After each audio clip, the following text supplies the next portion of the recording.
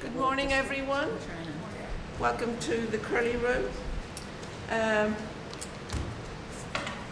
For the record, today is Friday, October 21st, 2022. For the record, my name is Liz Braden, District 9 City Councillor. I am Chair of the Boston City Council Committee on Redistricting. I am joined by my colleagues, Councillor in order of arrival, Councillor Murphy, Councillor Flynn, Councillor Flaherty, Councillor Baker, Councillor Bach. This working session is being recorded and will be rebroadcast on Xfinity Channel 8, RCN Channel 82, FiOS Channel 964. Written comments may be sent to the committee email at ccc.redistricting@boston.gov and will be made part of the record and available to all councillors. Since this is a working session, there will be no public comment. There will not be a public comment period. The subjects of the working session are Docket 1186, Ordinance amending City Council electoral districts, Docket 1215, an ordinance amending City Council electoral districts, Docket 1216, an ordinance amending City Council electoral districts, Docket 1273, an ordinance amending City Council electoral districts, and Docket 1275, an ordinance amending City Council districts.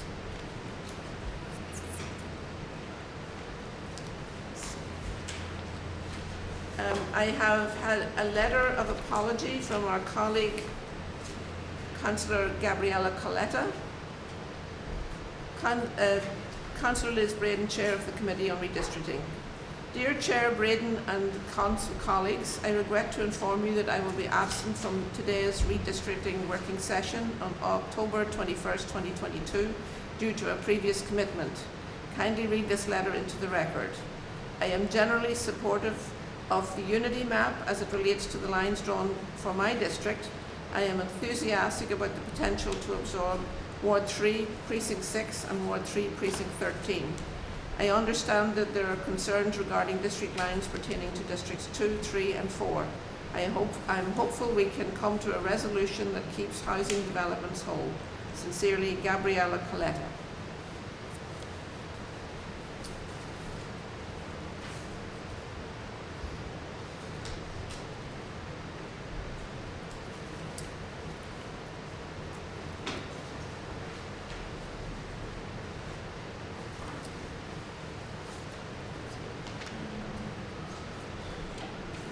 So this morning we are joined by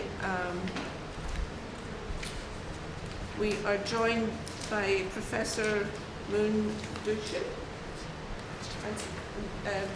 Councillor Louisiane. Where's your chair? Vice chair? Probably here. You want to sit here beside me?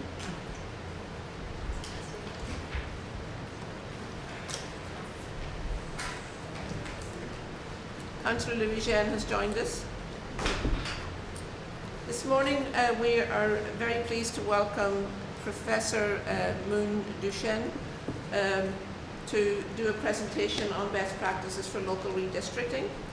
She is from the Metric, Geometry and Gerrymandering Group at Tufts. The Metric Geometry, this is too much for a Friday morning. Gerrymandering and Group Redistricting Lab is a research group at Tisch College of Tufts University that grew out of an informal research collective called the MGGG for short. The lab is led by Professor Moon Duchin. The staff has expertise and interest in spanning mathematics, geometry, topology, discrete math, dynamics, algorithms, software development, geography, STS, and policy. They research data science interventions for civil rights. In 2021 to 2022, they put research effort into privacy protection in the census, collection and aggregation of community maps, precinct collection and tool development for commissions and litigation efforts. In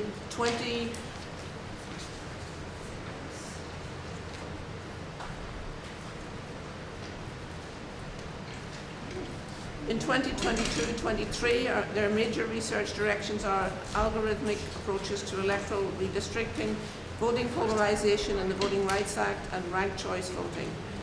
So it's my pleasure to welcome Professor Dushan here with us this morning. I just want to go on the acknowledge my colleagues.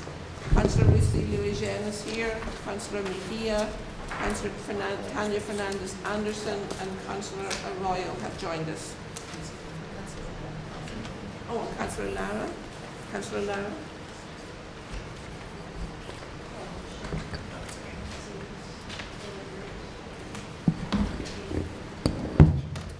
Okay.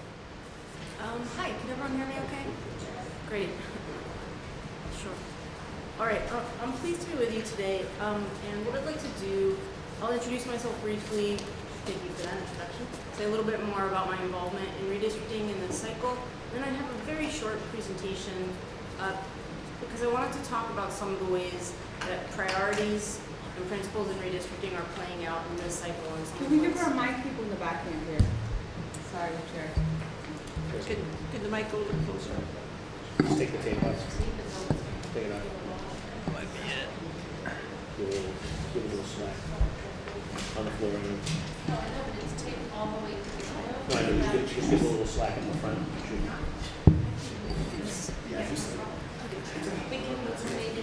We're good. I think this should work. Okay, and so my goal is partly to talk about how prioritization might be working out differently in this cycle than it has in past cycles. So I'm a professor of mathematics at Tufts and have been working on redistricting since 2016. This year, I've been an expert witness in state and federal courts about redistricting in 7 states and have assisted legislatures and commissions around the country. So I'm very much on the kind of analysis, data science, good government side of trying to understand the tensions in redistricting. Okay, so of course the basic problem is to divide up a locality into pieces that conduct elections. We're here to talk about the single member districts in the Boston City Council, although of course there are also at-large seats. It's the districted ones that are of course subject to redistricting. The problem is that the control of the lines can sometimes lead to locked-in outcomes and outcomes that are unrepresentational in various ways. And that's what we call gerrymandering, which, as you all probably know, is a local term. It comes from the North Shore from not so very long ago. And this is just a super quick cartoon to illustrate the principle that I think we all understand, which is that if you know a lot about the voters and you move the lines, you can skew the representation one way or drastically another way. This is something that is the center of my research, and just how much control of the representation you have from the lines is something that's become increasingly clear as the mathematical modeling has improved. Okay, so you've heard about these traditional districting principles, and I know I don't need to go into a seminar on these, but I wanted to talk a little bit about priorities and tensions, just a very little bit. So I've identified here a group that I'm calling the core TDPs, or traditional districting principles: equalizing population, racial fairness, which is grounded both in the Voting Rights Act and in equal protection in the Constitution, contiguity, compactness, which I think of as the geometry of the districts, respect where applicable for county and municipal boundaries that won't come up within Boston, and then communities of interest, which is starred here because it's universally recognized as an important principle, but it's extremely vague, and unless you know how you're operationalizing it or making it concrete, it's hard to use. And then there are important, but what I'm calling contested priorities, partisan considerations, incumbency, and even core retention. I want to highlight that that, in my opinion, deserves the status of a contested principle. It's widely recognized that line drawers try to make new districts resemble the ones that they're replacing, but this is considered to be tied in with incumbency protection in ways that states have taken different approaches to whether they encourage or discourage the consideration of this principle. Having been in the trenches of all this litigation in the last year, I'm happy to answer your questions about how the tensions between these are playing out. But I think this is a fair division of the principles into the ones that are really at the bedrock of recognized, legally sanctioned criteria that are taken into account when we draw districts, and others that, while important, cannot submerge the first set.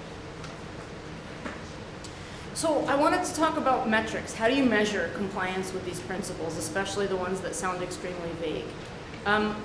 Here I'll be brief, especially in recognition of our short time together, but I'm very happy to take questions. This is what I do. I'm very happy to talk about this at any level of detail that would be helpful.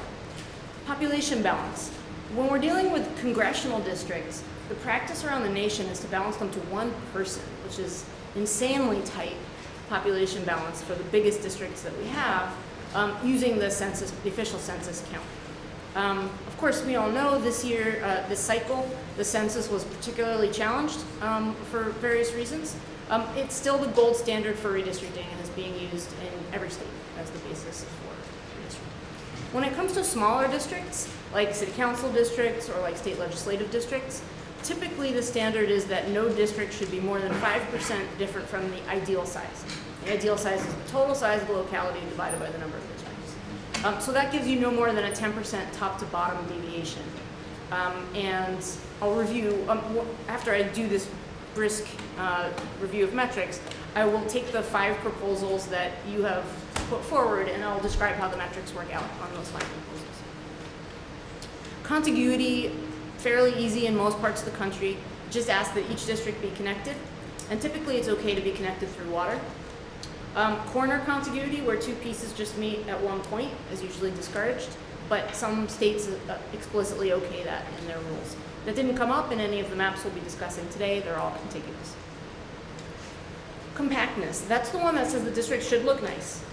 This one is very complicated, and because my background is in geometry, this is how I got interested in redistricting in the first place. There are lots of ways that this can be measured. They go by names like the Pulsby-Popper score and the REOC score.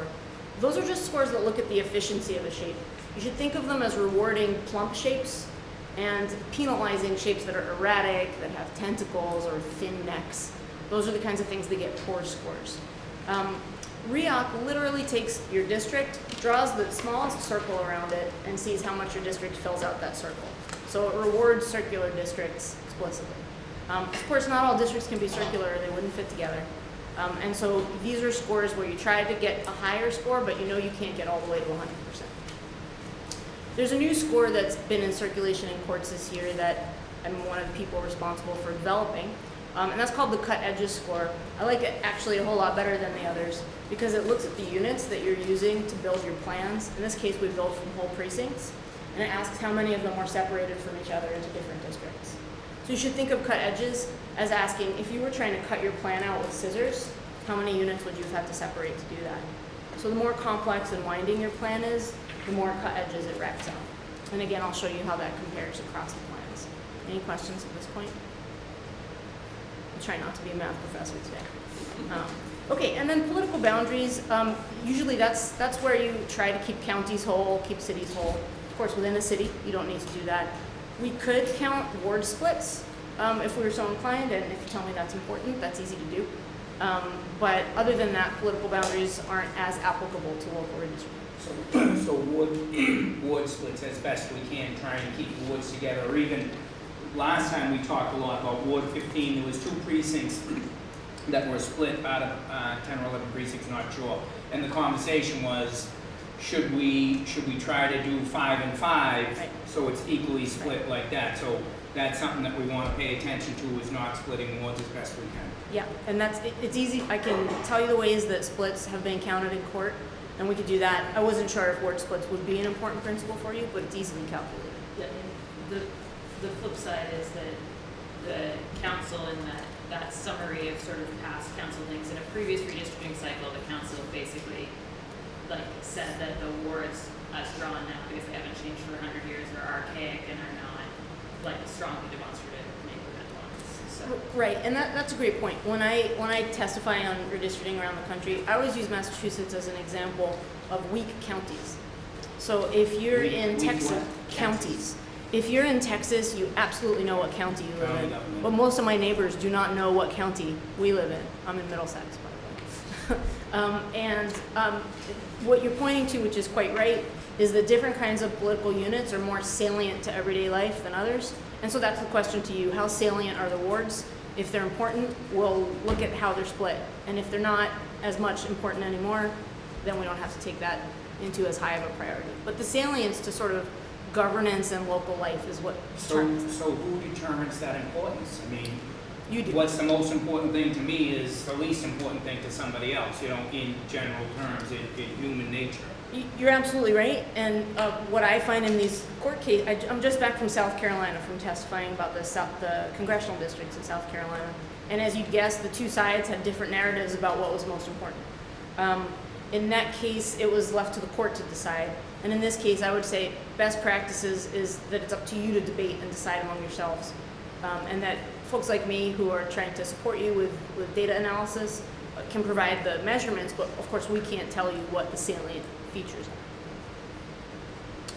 So just to briefly continue on the rest of the measurement, communities of interest, that's a super interesting one. I think that'll be where the action is in 2030.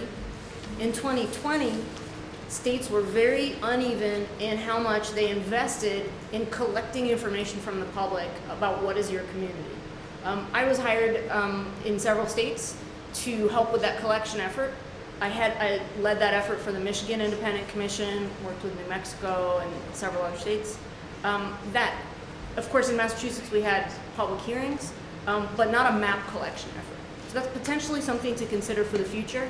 If you want to have concrete communities of interest that you can take into account when you do your redistricting, then an effort to collect them that's coordinated with mapping can be really fundamental for making that possible. In Michigan, we collected 1,800 maps from the public and fused them into COIs that the commission can take into account in their process. Here, we have possibilities for doing something that could still feel like a consensus process. For instance, Boston.gov lists 24 named neighborhoods around Boston, from JP, Mattapan, North End, and so on. If there is a source of consensus boundaries for those, that would be a way to take communities of interest into account and to try to look to keep them whole in the same way that you might for wards. So that's, again, a decision for you to make. I know it's very late in your process, so I'm trying to provide you with some ideas about which of these principles are easiest to make concrete in the short timeline that you have in front of you. Can I ask a quick question? Councillor Bach, I'm just curious, so in our state statute, it says each such district shall be compact and shall contain as nearly as may be an equal number of inhabitants, shall be composed of contiguous existing precincts, and shall be drawn with a view towards preserving the integrity of existing neighborhoods. So I guess the question I have is our statute unusual in specifically mentioning neighborhoods, or is, and That's- like, it's does it quite give, common. does it give like neighborhood any higher status than any other type of community of interest, or I was just sort of curious about that. No, I would say that kind of language and that level of precision is quite common. And that what I've seen play out is people going back and forth about which are the salient regions and neighborhoods. So in Alabama, plaintiff said that the Alabama Black Belt is obviously a very important, noted community with common socioeconomic, racial, and other elements of history. And the other side was talking about, Mobile County and its Mardi Gras traditions. So you really have, when you have to do post hoc community of interest assessment, it's very difficult. Because everybody might have a different notion of what's the most important community and where its boundaries are. I think in Boston, as someone who lives right next door, we're at an advantage of having fairly concrete named neighborhoods that have, it would probably be not as hard to come up with a consensus set of boundaries for those. And so I think if you judge that to be an important feature for your process, that's something that could be, I think, turned around fairly quickly if that's something you wanted to do. But something to also think about for the future. Really often what ends up happening is that community justifications are given after a map is drawn. A map will be drawn and then folks will say, District 4 has this community character, District 6 has this community character. But in terms of best practices, it's really helpful to have identified the communities up front before you've drawn the districts. Core retention.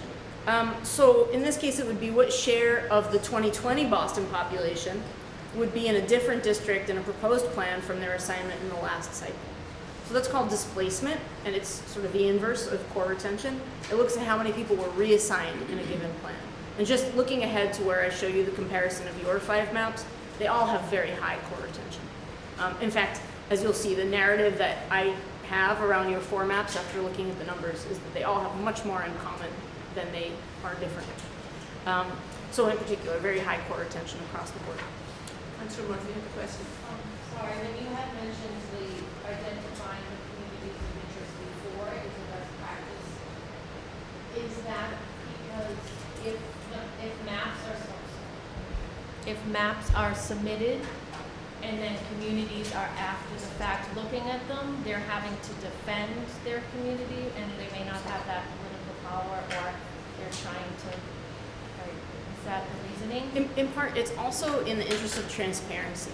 The earlier that the line drawing body can identify communities that emerged from public testimony, it shows several things. It shows taking seriously the public testimony, and it gives people a concrete way to understand COIs so that when the public submits maps to you, they can be looking at the same communities you are. Okay, thank you, that's all. Just maybe one point around core retention and whether reasons for Excuse me, can we just have one person talking is at a it, time? you know, the idea that core retention, when brushed up against the Voting Rights Act, can cause some issues, and I just wanted Yes. to put that out. I couldn't agree more. I'm the plaintiff's expert who drew the alternative maps in Alabama. Just Oh, this last one? yeah. With that's- Alabama? Yeah. Well, I was the alliance attorney. Exactly. I'm the LDF expert. And that's exactly what happened in Alabama. The plaintiff said, "Hey, you have a voting rights issue," and the state said, "But core retention." Yeah. And so core retention, that's why I had it on the list of contested principles, because it can be an excuse for not making needed changes. But of course, there are also very good reasons to promote core retention. Continuity of representation, being able to continue projects that are underway. There are good arguments for it, but it can be pretextual, as one might argue is the case in Alabama. Councillor Mejia, have a question. Thank you for being here. So just for those who are going to be tuning in later, and as we continue to go through this process, I'm just curious if you could just help us understand the clear distinction in terms of the moment that we find ourselves in here right now between language and racial priorities and communities of interest. Like, Absolutely. can you really laser in on kind of this moment right now? Yes, and also the whole third part of these slides is looking a little bit more closely at the sort of race debate facing city councils around the country right now. I think with the Los Angeles explosion, there's also increased sensitivity. So what I want to say about your question is that the framework around race, ethnicity, and language is really quite different from the framework around communities of interest. It's anchored in the Constitution and in federal law, and is definitely a much higher ranking priority nationally. And I would like to maybe give a little bit of context about why that is. Of course, that's true for historical reasons, but also for folks like me who do a lot of modeling of redistricting, it's become clear that districts, which were once thought of as this great civil rights device for getting good representation for minority groups, now we understand that if you don't draw the lines really carefully, districts will massively underrepresent minority groups. And that's true for all kinds of minorities, whether racial and ethnic minorities, political minorities, or any other kind. Districts are actually a very difficult device to secure proportional minority representation, and that's one of the reasons that we have such strong protections in federal law. So I do think it's important to keep those separate in your mind. Communities of interest are, I think, like I said a moment ago, I think the future of redistricting, of best practices, is taking communities seriously, and I don't want to play that down, but at the same time, it doesn't have the same stature in the law or in good government practices that the racial, ethnic, and language minority protections do. Thank you for that. And just a quick follow-up. Based on the undercount, would you, in your personal and professional opinion, would you say, given the undercount in the city of Boston, particularly with communities of color, that given priority to the Voting Rights Act and focusing on race and ethnicity and language is now more than ever just as equally as important for us to uplift that? Yeah, the undercount, and let me just speak to the undercount trends generally, because studying census data is one of the things that I do.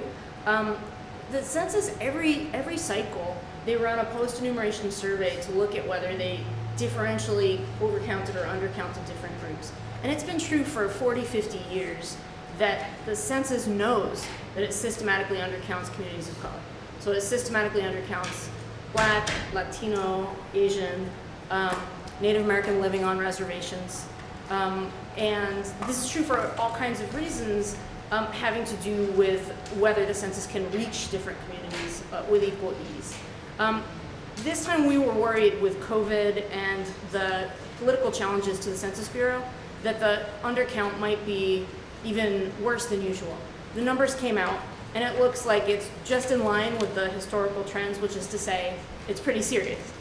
So there's a serious and systematic undercount of communities of color. I would say that the way to take that into account probably would be to look at, when you have your districts, which ones are overpopulated and which ones are underpopulated, and to avoid overpopulating the districts that have these disproportionately undercounted groups. Does that make sense? Say that again, avoid. Overpopulating the districts, pushing them up to the limit, Yeah. that have a lot of minority residents. So a minority district would want to be on the lower end of the deviation. Because it's probably been undercounted. Okay. Does that make sense? Yeah. Okay, who's Councillor Flaherty? We're in the process of re-precincting. Does it make sense to re-precinct before we redistrict? Should we put in for an extension? And if so, how would that process work? Yeah, that's a great question. Actually, last time I was in this building, I was at a re-precincting meeting to talk about that process. So around the country, the process really varies enormously about the timing between redistricting and re-precincting. And actually, one of the things that I've learned is quite standard is to make new precincts, then make the districts, then adjust the precinct. So it's a kind of back and forth adjustment process.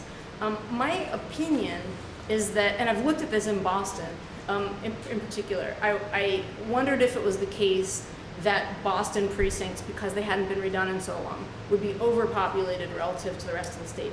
It is not the case. They're actually underpopulated relative to the rest of the state. I looked at whether there were racial trends in the over and under population of the districts. There aren't here, as it turns out. And so I don't see the re-precincting as something you need to pause your process for. But it might be something that happens, with a little bit of back and forth between the re-precincting and the redistricting. But if I thought there were kind of fairness red flags in the way the current precincts are, I would tell you that, and I don't think there are. Okay, please do keep asking questions. That's great. That's what I'm here for. So I'm happy to talk about this. Incumbency, usually the incumbency respect in a plan is measured in two ways. Core retention, because that looks at the number of your constituents that you'll be facing again that are familiar with you. So core retention is thought to favor incumbents. But also this concept of double bunking. I don't know if that's a term that you've heard much. I love it because the idea is you're making two people fight over a bunk bed, right? Double bunking is when you draw two incumbents into the same district and they have to compete with each other. And I'll just tell you now, none of the plans has any double bunking. So they're all equally respectful of incumbents in that sense. And partisanship, I just don't take to be an issue here in Boston, so we won't talk about it unless you'd like. Okay, so here are your proposals by the metrics. And I have much more detailed numbers on this. This is my summary for you, but I also have spreadsheets with more details. Again, my summary is these plans are way more alike than they are different. So here's what I did.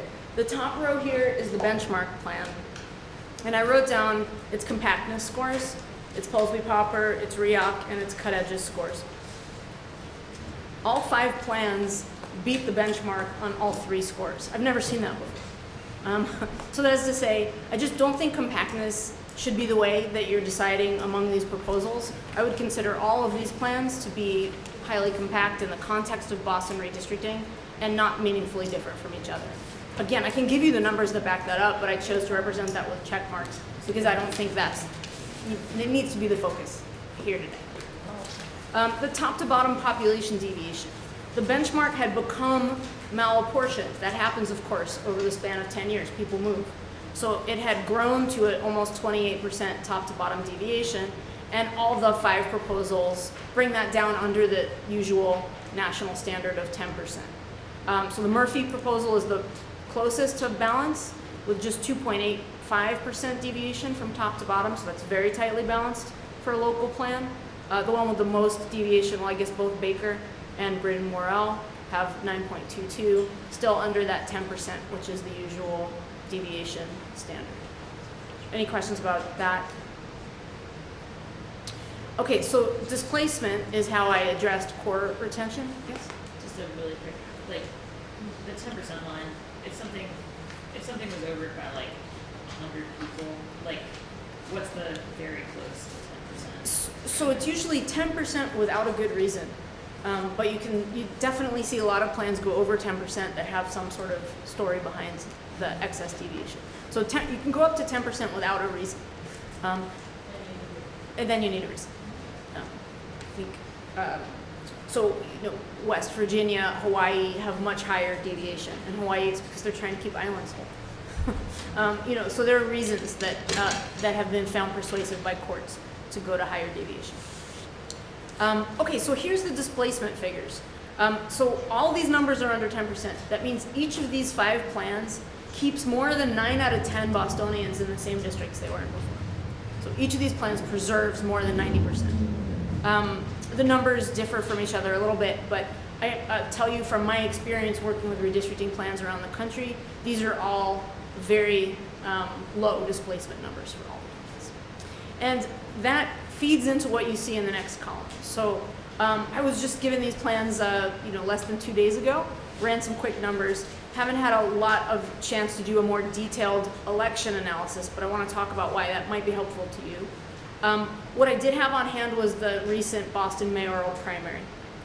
And so what you see here is in the benchmark plan, that is the one from the last cycle, in each of the 9 districts, this is who placed first and who placed second. So District 1, Wu, followed by George, and so on.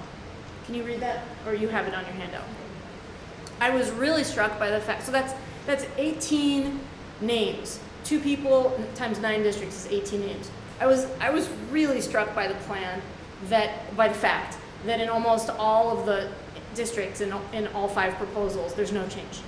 So they're electorally really quite similar to each other and to the benchmark, right? To a degree that I found quite striking. The differences are that 3 of the plans, instead of Wu and then George, would have had George finish ahead of Wu in District 2. That's it. That's the only difference across all the districts and all the plans. So I took a little bit of a closer look at those primary numbers to look for other trends that I could in that single election. And here's an interesting one that I noticed. You won't be surprised to hear that there are turnout disparities around the city. In the benchmark plan, District 6 had the highest turnout, again, in the same mayoral primary, of over 20,000 votes, while District 8 had the lowest turnout with just about 7,300 votes. So that's a factor of 2.8. So District 6 has 2.8 times the number of votes cast as District 8. All 5 of the other plans have the same highest turnout district and the same lowest turnout district. It's always 6 that's the highest, it's always 8 that's the lowest. And the factor by which 6 turns out more votes than 8 is recorded here, and it's always between 2.7 and 3.2 times. So this is just another way of saying that the electoral features of these plans are fairly similar to one another. I'll mention, this is probably obvious, but I'll mention factors that contribute to turnout difference are eligibility to vote, citizenship, registration to vote, and then of course decision to go, voter engagement. So there are different factors that contribute to turnout.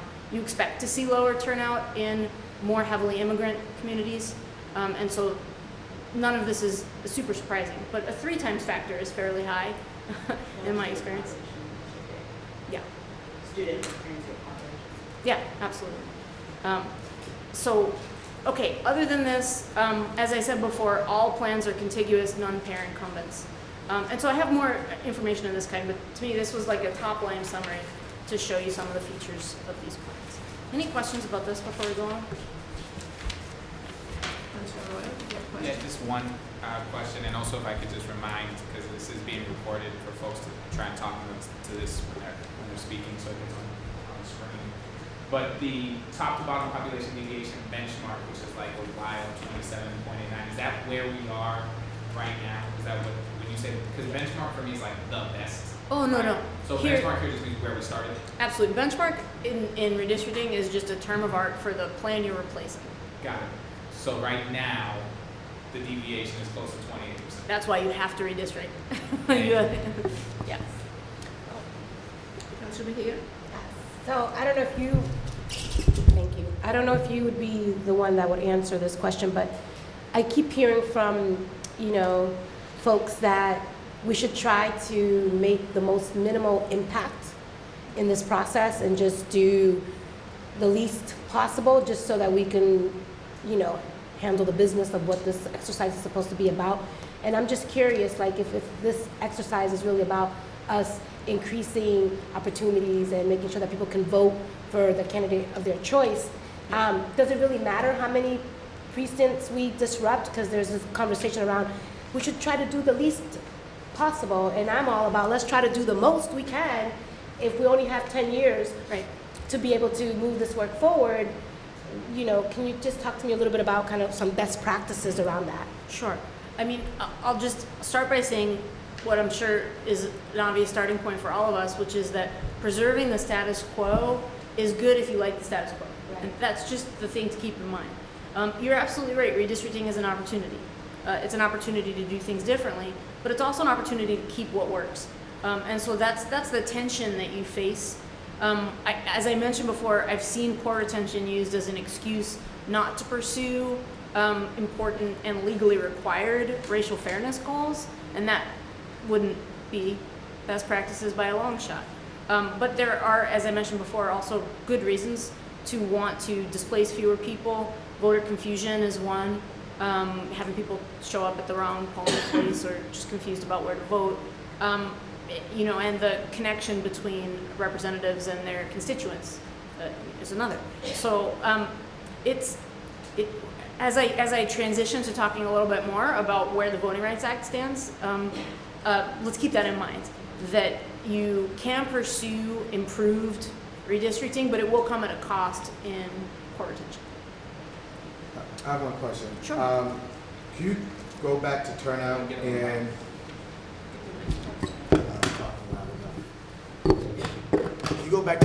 just kind of reiterating the importance of this column and what's extremely high and what we should be taking into consideration when drawing these maps in terms of that column? When I was putting it in, I thought, okay, I don't mean to imply that a better map would have a lower turnout differential necessarily. But what it's there to do is to emphasize the importance of looking at electoral history in your districts and just thinking about what kind of district you're creating. And so actually, let me quit out of this for a moment and switch to, so I have some much more precise information about the districts that I'm happy to make available to you. And you can see here how turnout varies, if you can see this, over the districts in each of the plans. So you can tab through the different plans and look at how turnout varies. Really, the reason I put that in there is partly to say that in every single statistic that I looked at, all these plans are more alike than different. I was looking for ways to find important distinctions between the plans. And I chose to turn your attention to this kind of thing, partly because I know from watching city council redistricting play out around the country that instead there's often a lot of focus on these numbers, which are the population numbers by race and ethnicity across the different districts. I will talk about that in a moment. People pay a lot of attention to which districts are over 50%, to whether you combine different racial groups or keep them separate and so on. And part of what I wanted to do with my framing was turn your attention away from those demographic numbers and look at a little bit of the engagement numbers and the more kind of look at what the electoral history has to tell you about the effectiveness of those districts. So that's why I included it, not in order to imply that a good plan needs to bring those numbers down or dial them up, but just to sort of emphasize some of the similarity across the place. But we will be talking about turnout when it comes to those people of color in this conversation. Sure. Perfect. Yeah. Thank you. Yeah. It's in the Voting Rights Act framework. Senate Factor 5 looks at whether there are historical differences in the ease of participation for different groups. Okay, so here we are, more on race. So this is the last part of what I prepared to present. So the Voting Rights Act has been around since 1965. It was extended and amended with large bipartisan majorities in Congress over and over again. And we've only recently entered an era where it's impossible to kind of get any consensus on voting rights in Congress. That wasn't always the case. It's actually kind of interesting if you look at the history. One of the strong advocates in the 1980s for strengthening the Voting Rights Act was Strom Thurmond. I mean, it's got a really interesting history of people all over the country, people who would surprise you, working on keeping that law strong. But now the law is under threat. The Supreme Court just heard a case, this Alabama case we were talking about just 2 weeks ago. And we don't know the future of the VRA, but right now it's good law. And so we have to afford it the respect that it deserves. So what does it say? Can I ask a quick question? Can you refer to the Alabama case a little bit? Can we get into that? We don't need a whole long, but quick. This is what it is. It's pitting. It's talking race. And it's talking economics and interest. Correct? Yeah. It's a Voting Rights Act lawsuit against Alabama's congressional districts, saying that they need to draw a second district in which black voters have an opportunity to elect candidates of their choice. A 3-judge panel of 2 Trump appointees and a Reagan appointee found that yes, Alabama had to redraw its map. Supreme Court intervened and said no, they don't. Yes, like in so many of the cases around the country, it's got a Voting Rights Act component and of course a constitutional component, equal protection as well. But it's at heart a voting rights claim. So the Trump appointees wanted them to draw a minority district. So yep. In no uncertain terms, and the Supreme Court intervened. Really? Yeah. It's a pretty wild case, causing a lot of heartburn. So the population is there for the 2 districts? I drew the maps. Yeah, I can tell you all about it. But let's go back to Boston for a moment. Let's talk more about Alabama. Thank you. Yep. Just a quick question too, because these are not, so council districts are nonpartisan. Yes. Which is separate and apart from, say, that congressional map, which is Democratic, Republican voters, where you can kind of chase voting patterns in a way. These are nonpartisan, people can vote Republican, Democratic, independent, doesn't matter who you are. Does that in any way, shape, or form impact redistricting in the sense that, how is that going to be analysis at all, whether it's partisan or nonpartisan? Yeah, it's a good question. One of the big fronts of activity on the Voting Rights Act is the race versus party question. Are people's polarization patterns driven more by race or party? For local redistricting, you don't have that hurdle. And so it actually makes the law clearer and easier to use when it comes to nonpartisan races. It's been a real, on the side of defendants for VRA cases, the race versus party question has been used to raise the burden on plaintiffs. And so so that when you say it's easier to use, if you could just explain what that means in terms of the law being easier for nonpartisan municipal races. Yes, what I mean is that it's become a burden on plaintiffs in party ID cases to show that the polarization patterns have more to do with race than they have to do with party. And so today in America, race and party are very conjoined in terms of people's voting preferences, especially in a state like Alabama. And you have to show as a plaintiff in a state like that the patterns that you see are driven more by race than by party. A plaintiff wouldn't have to show that in a nonpartisan election. So if you're finding polarization patterns, you can move to the next step. Okay, but here's the real important thing I wanted to say about VRA, because this is the most common misunderstanding that I hear when I talk about this. The idea that the VRA is about majority-minority districts is a misunderstanding of the VRA as it stands today. So it is not. It does not in any way require the drawing of majority-minority districts, except as what's called the Jingles 1 test in the early stages of litigation. At the end of the day, a VRA challenge produces districts that are shown to be effective. And that is irrespective of whether their minority percentage is 60% or 40%. And I can tell you that from working around the country and doing a lot of this polarization analysis, it just varies. For example, working in Louisiana, I can tell you a district can be effective for the preferences of black voters in the New Orleans area with 30% black population. In the Baton Rouge area, it takes 40 to 50, and in Shreveport, it takes 60. And so this is, it really just has to do with the people who are there, with their preferences, with crossover voting patterns. And this is why I think the strongest thing, okay, I didn't put it on this slide, it's on a later slide, but one of the strongest messages I have for you when you think about racial fairness in your plan is don't get wedded to the percentages of voting age population. Look at whether the district can be effective for people's preferences. And that's why I always advise people to look at the electoral history. I think that's gonna, it's not gonna lead you astray.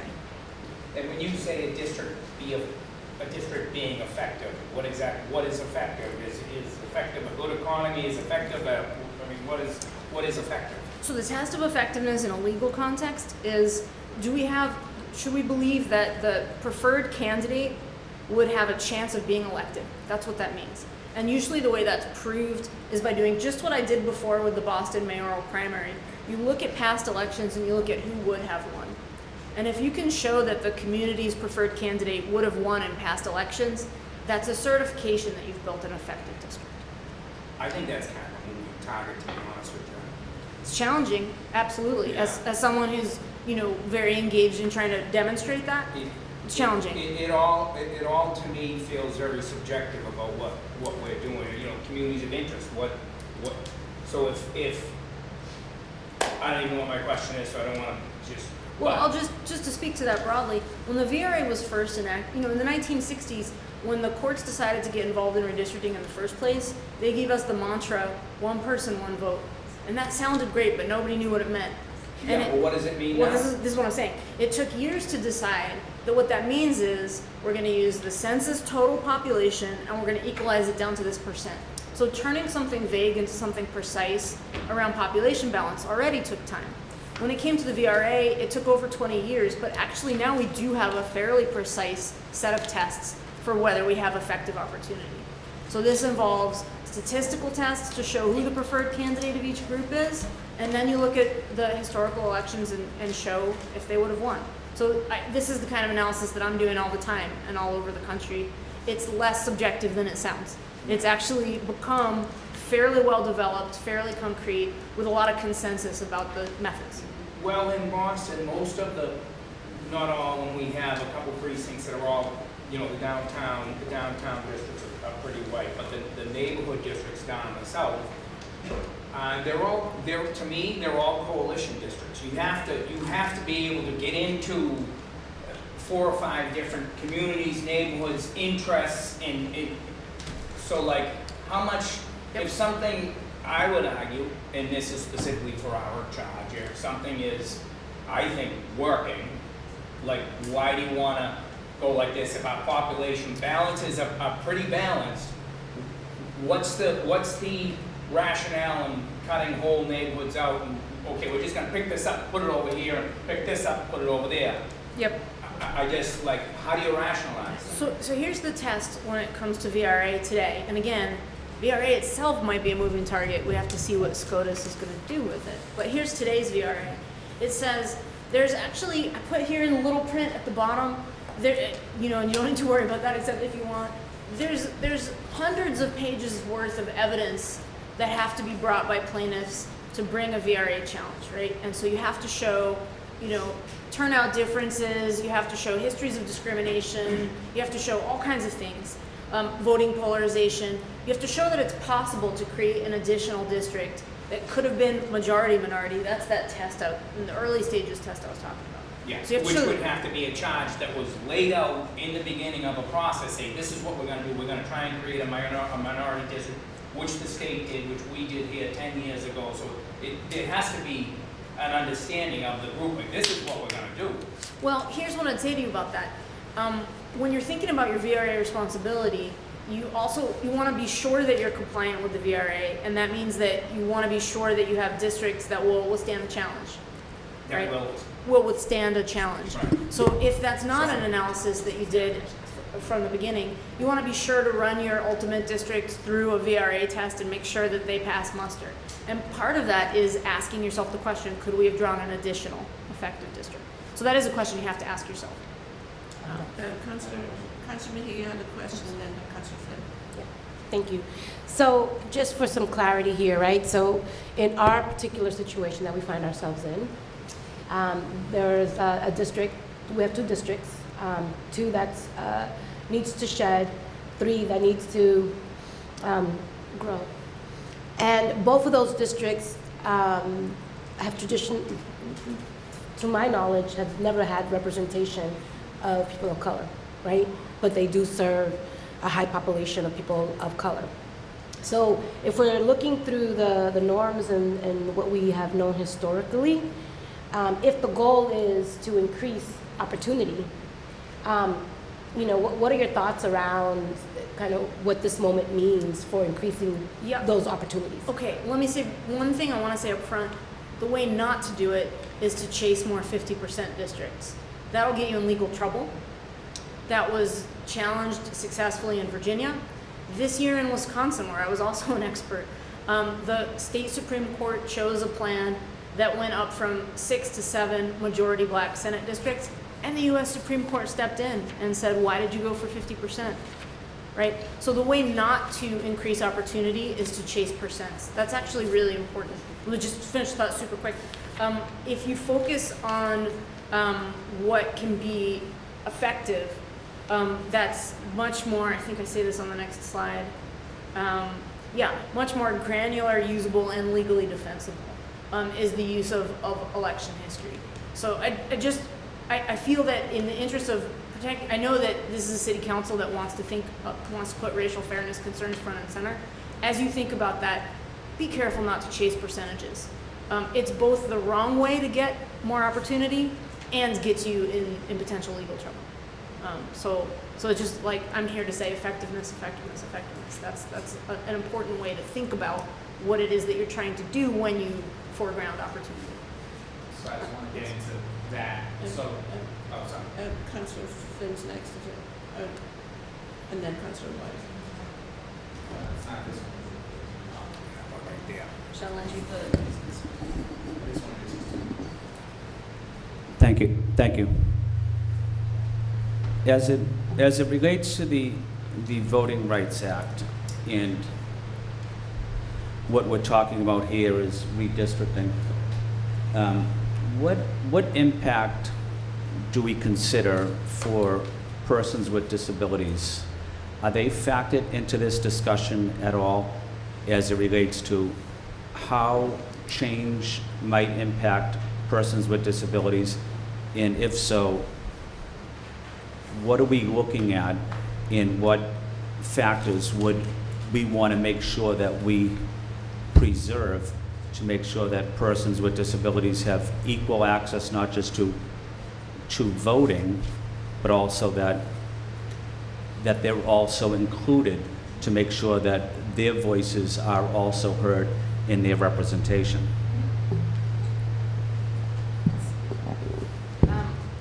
So I would say that the example of taking into account access for voters with disabilities and effective representation, that principle would be recognized as a compelling government interest, but it's not part of the Voting Rights Act framework, which specifically started out being about race and then was amended in the 70s and 80s and expanded to include ethnicity and language. And that's it. That's the umbrella that the Voting Rights Act covers: race, ethnicity, and language minorities. Those are the groups covered by the VRA. So when it comes to thinking about Bostonians with disabilities, it can definitely inform your thinking. That's absolutely a legitimate and important concern. It just wouldn't go under the VRA rubric.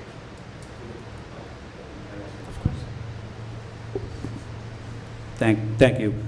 So it would not be a factor that we would discuss or include? Or is it something that we should be aware of when we are making these changes? The reason I do say it, I am from the disabilities community. I'm a disabled veteran. I represent a lot of disabled residents as well. But they're asking me, what impact would this have on them as it relates to equal access to voting, but also equal access to physical location to your elected official? And for a lot of people with disabilities, navigating to meet with their elected official can be challenging at times. So those are some of the questions or issues some of my constituents have asked me as well. Yeah, I'd only say that I think that it's an important consideration to have on the table. I think it might be better incorporated into your thinking about polling places and accessibility, about staffing, more than about the districts themselves. But all I was doing at this point is emphasizing that the VRA is fairly specific in its coverage, but that it doesn't preclude, and somewhere in these slides I point this out, the VRA doesn't give you license to ignore the other traditional districting principles. You have to find VRA remedial districts in the case of a challenge that are also highly respectful of all the other principles that you can legitimately consider, and that would be one of them. So you don't sacrifice other things for the VRA, but it still has this special kind of fundamental status in American law. You would consider could consider it a community. Absolutely. Absolutely. So. And if you're interested, I could give you a list of examples of things that courts have considered to be reasonable and under the COI framing, and things that courts have rejected. But health concerns specifically have been frequently cited by courts as legitimate community considerations. Thank you. Councillor Arroyo next, and then Councillor Mock. Just a question on the 50% line. In terms of that, what we're talking about is specifically more than 50% of a specific race would be sort of right where we're talking about that. Right. Well, okay, no. I'm not suggesting that 50% is the line over which you're packed. I'm suggesting that you have to look at the voting consequences of the district that you've drawn to decide whether you're packed. So what packed usually means is more of a minority group than was needed for effective opportunity. Yeah, so excess. Excess, yeah. Okay, and so basically what I'm reading from this is, and it would be true to some of, I think, the districts that people here represent, you can have effective black representation with BVAP in the 30s and 40s. And Yes. That excess, when you get to the additional folks, that's when we get to the packing, whatever's over what's necessary to sort of allow for effective choice. That's right. And I think one of the big questions facing you, and this has already come up in this discussion, is the question of coalition building, right? And that's fundamental to thinking about opportunity. Groups don't exist in silos. They often coalesce around particular candidates and sometimes deviate. And you have to look at the specific history of your district to understand how that happens. The phrase that's often used for that in the VRA case law is that groups are expected to pull, haul, and trade with other groups. In other words, you don't need over 50% so that you can get your candidates elected with no one else's support. The idea is that you'll be wanting to cooperate and build common ground with other groups in your district, and that's expected in the law. And so I guess the question for me on that as a follow-up is, based on what you're saying from the framework, it's sort of the percentage of like people of color that are specifically Black, Hispanic, Latino, Asian, the combination of that can be taken into account.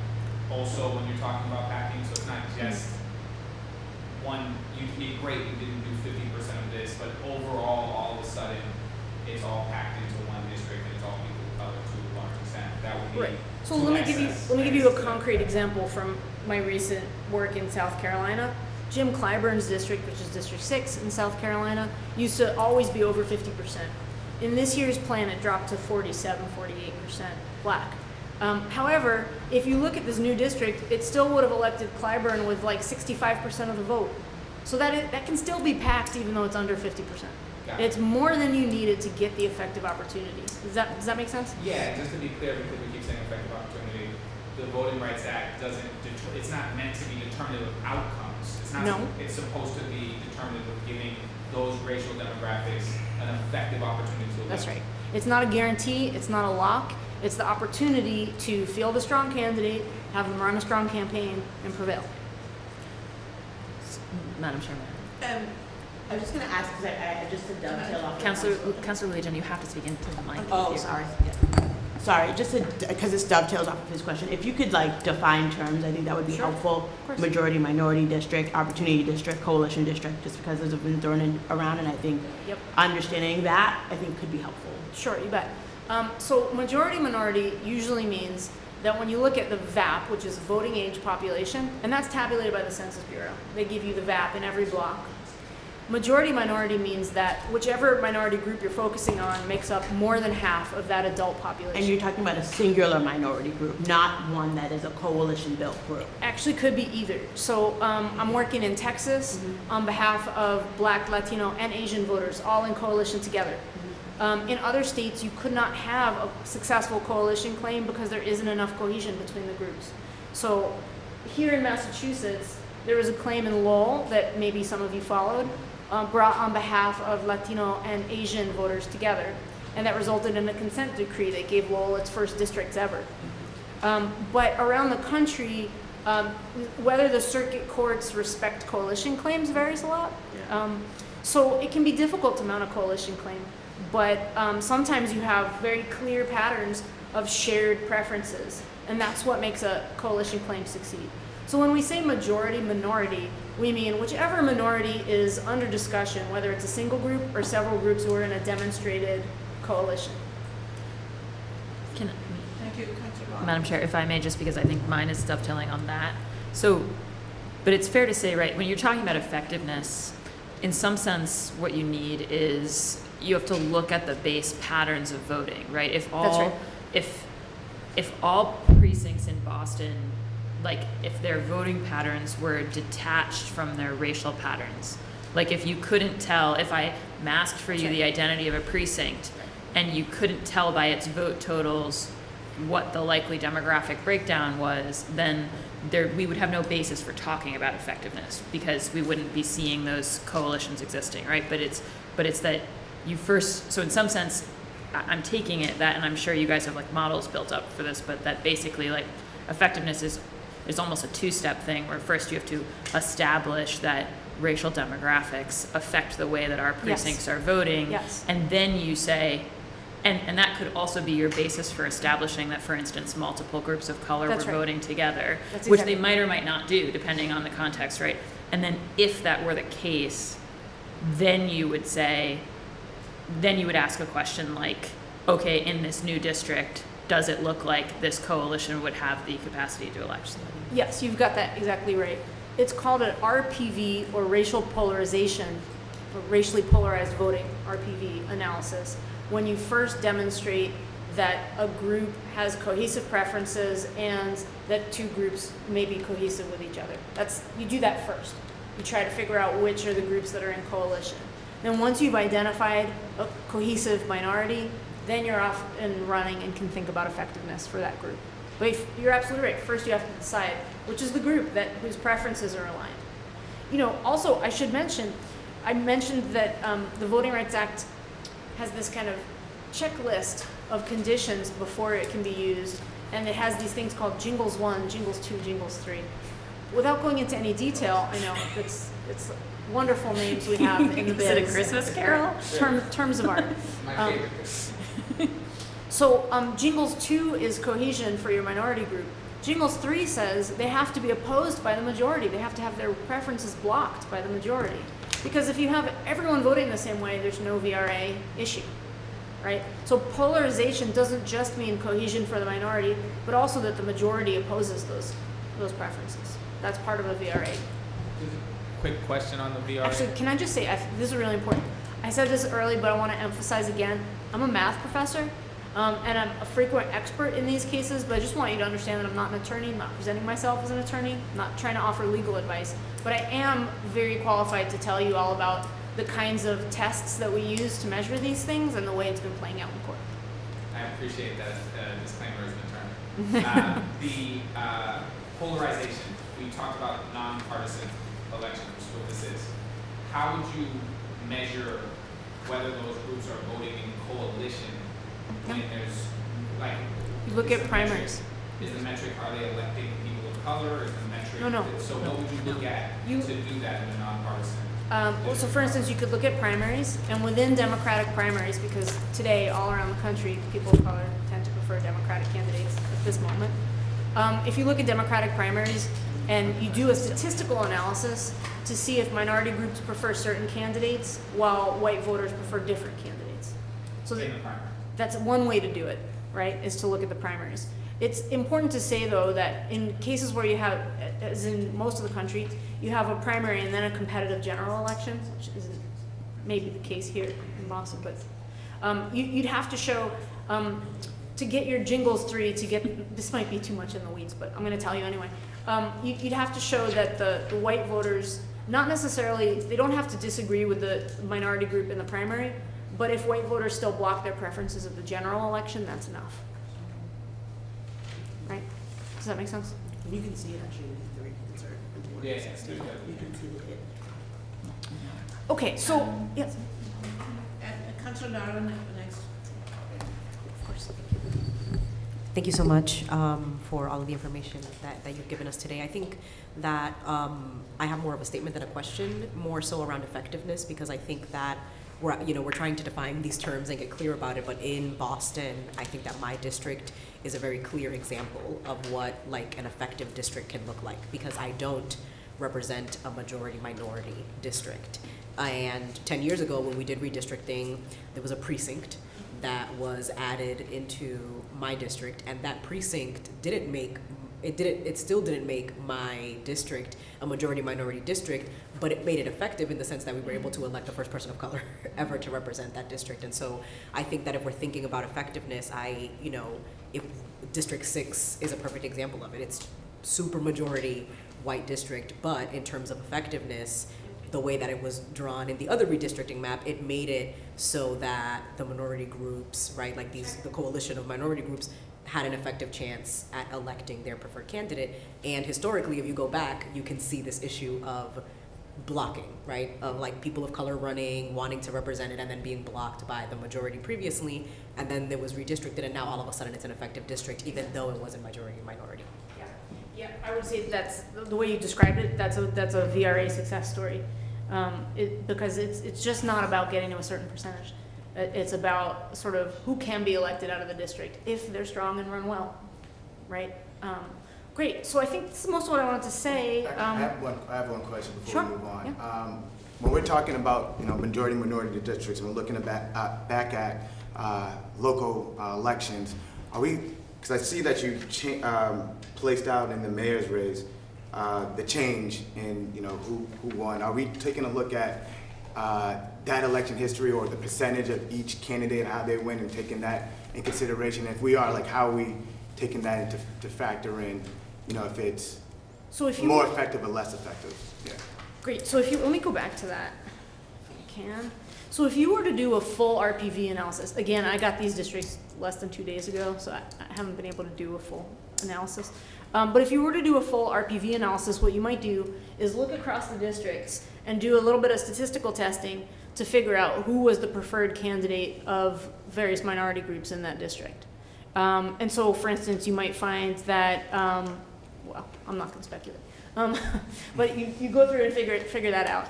And then you'd ask, are we redrawing the districts in a way that the preferred candidate of the minority groups can have a chance? And so, what you see here is that 3 of the maps strengthen George over Wu in District 2. And so you'd look and ask, in District 2, who was the preferred candidate of the minority group? If the preferred candidate of the minority group was George, then that's an improvement. If Wu, then you've slightly weakened opportunity for the minority group. That's how that would go, if that makes sense. So you'd have to do a very local look at who the preferred candidate is. And let me just give you one tiny little sentence on what that looks like to do that test. So you'd look at the precincts, because we don't break votes down below the precinct, we have secret ballot. You'd look at the precincts, and then I think this is a little bit what you were alluding to earlier, you'd look to see if there's a correlation between the demographics and the vote. So across your district, were the precincts with the most, say, black population more likely to support a particular candidate in this race? And if you see that trend, that the districts with more black residents had a stronger vote cast pattern for a particular candidate, then that candidate is the candidate of choice, is identified as the candidate of choice of black voters, right? And so, of course, there's some weaknesses in this approach, but it's what we call in statistics, it's a missing data problem. We don't know how individuals voted. We have to infer it from the precinct patterns. And I have been asked to do this in places where I have to go back and tell the attorneys, look, the patterns just aren't there across the precincts. And then in other places where it's so clear that everybody agrees. And so you really have to look in particular at what you see. And yeah, that's something that could be done, again, with fairly standard tools. And would probably not take too long to do, but that's how it would look. Right. And now are we taking into consideration, like, when we're talking about being effective, like, say if it's closer, like it's not Yes. a complete change, right? But Yes. if it's like 10% closer or 5% closer, Absolutely. are we taking that into consideration? Yes, that is taken into consideration. So if you can show maybe that the preferred candidate didn't win, but they came within 5 points, that would be evidence of increased potential or opportunity. Got it. And vice versa. Right? And vice versa, absolutely. Right. Quick question on that though. On the mayoral primary numbers that you have here, only one of those districts, which is District 4, had in their top 2 black women. That's Had 2 black women, yeah, with that's Janie District 4. and Yeah, Kim. exactly. Right. It was Janie and Campbell. That's right. When you show on these maps that there was no change in the mayoral primary except for George Wu, that means that in District 4, under all of these maps, there was no change in outcome. That's right. Every map, every one of the 5 maps has Janie getting the most votes and Campbell getting the next most votes in District 4. Every one of your maps has that in common. Thank you. But it doesn't speak to percentage of votes that they got to, Right, but I have prepared that for you. And so, again, these actually show you how many votes each candidate got in each district. So but it did, like, District 4, it goes down from combined 69.5% to combined 59.1%. But it's still Janie and Campbell. But in the it's top Still two. Janie, then Campbell. Yep. And That's the only place that happened in the entire. that's the only place that happened in the whole So, city. what is that fair to say then? What is the hypothesis? District 4 maintains the blackest district in the Right. city. Okay, just want to be clear that I understood. Yeah, that's what that's saying. So the grading of Royal map, I was just reading the results. George would be George over Wu. I was just trying to. In District 2, Braden Arroyo, it looks like Wu over George in District 2. Braden Arroyo. Oh, when graded in Royal? Yeah. And Councillor, Yeah, and just your point about data and RPV, are you able to do, are you able to do RPV on District 3? Yes, because it really helps that you're building out a whole precinct. Thank you for that. That helps you do this analysis. You don't have to try to allocate the votes across split precincts. So yeah, we could run an RPV that's district specific. Based on electoral history? That's based Yeah. on electoral history. That'd be great. Yeah. It's my lab, actually, we've built our own software that does it. It can be done pretty quickly. The hardest part of an RPV very often is cleaning the data. But I did get clean data yesterday. So it's just a question of your timeline. Councillor Mejia, you had a question? I'm a super excited student, so sometimes I get ahead of myself and the professor tells me I'm acting up in class. Hope I'm not being disruptive. In regards to District 3 though, when you're doing this analysis, I'm not sure how many candidates of color have ran in that district. So that is something that's going to be a challenge if we're going to do that data analysis. I can't remember, and I'm sorry to even. I can speak to that. Yeah, can you speak to that? I can. Yeah, because I don't know. So 10 years ago, my original district included all of St. Greg's. They were even, well, now even more so, they were 3 heavy black precincts. I dropped 3 minority opponents in redistricting last time, all coming from an original district, which I would argue, if I were in Dorchester District 3, allowed to go back to my boundaries 10 years ago, because Andrea Campbell came out of those precincts that I lost. Stephanie Everett was in there, Meredith Tewitt. Those are 3 big names that would definitely compete in District 3. Another question that I have. This seems very. Is this whole exercise just about figuring out how minority candidates get ahead, or is it? No, it's not. Because That's actually super important. It feels like that a little bit when people say District 2, District 3 have only been represented by white people, and that to me shows commitment to community. I mean, I've been here 12 years. I'm committed. The person before me was 18 years. The person before them was 12 years. Like, there's a real commitment there. So it feels like the charge is. But I want to emphasize. However you answer that, please do. But it feels like we're talking. How do we? Because we're the most diverse council ever.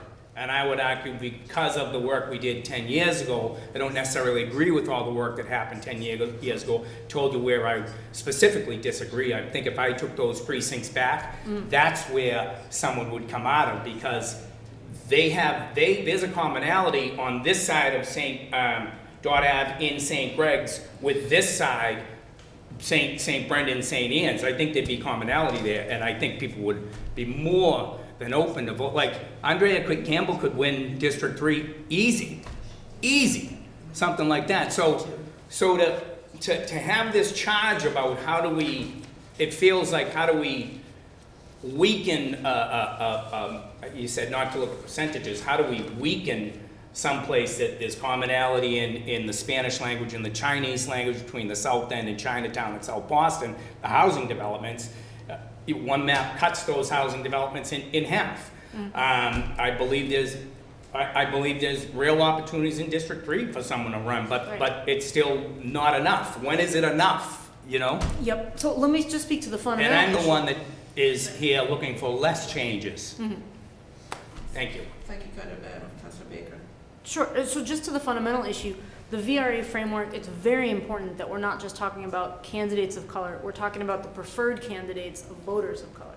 And those are frequently white candidates, around the country, it depends.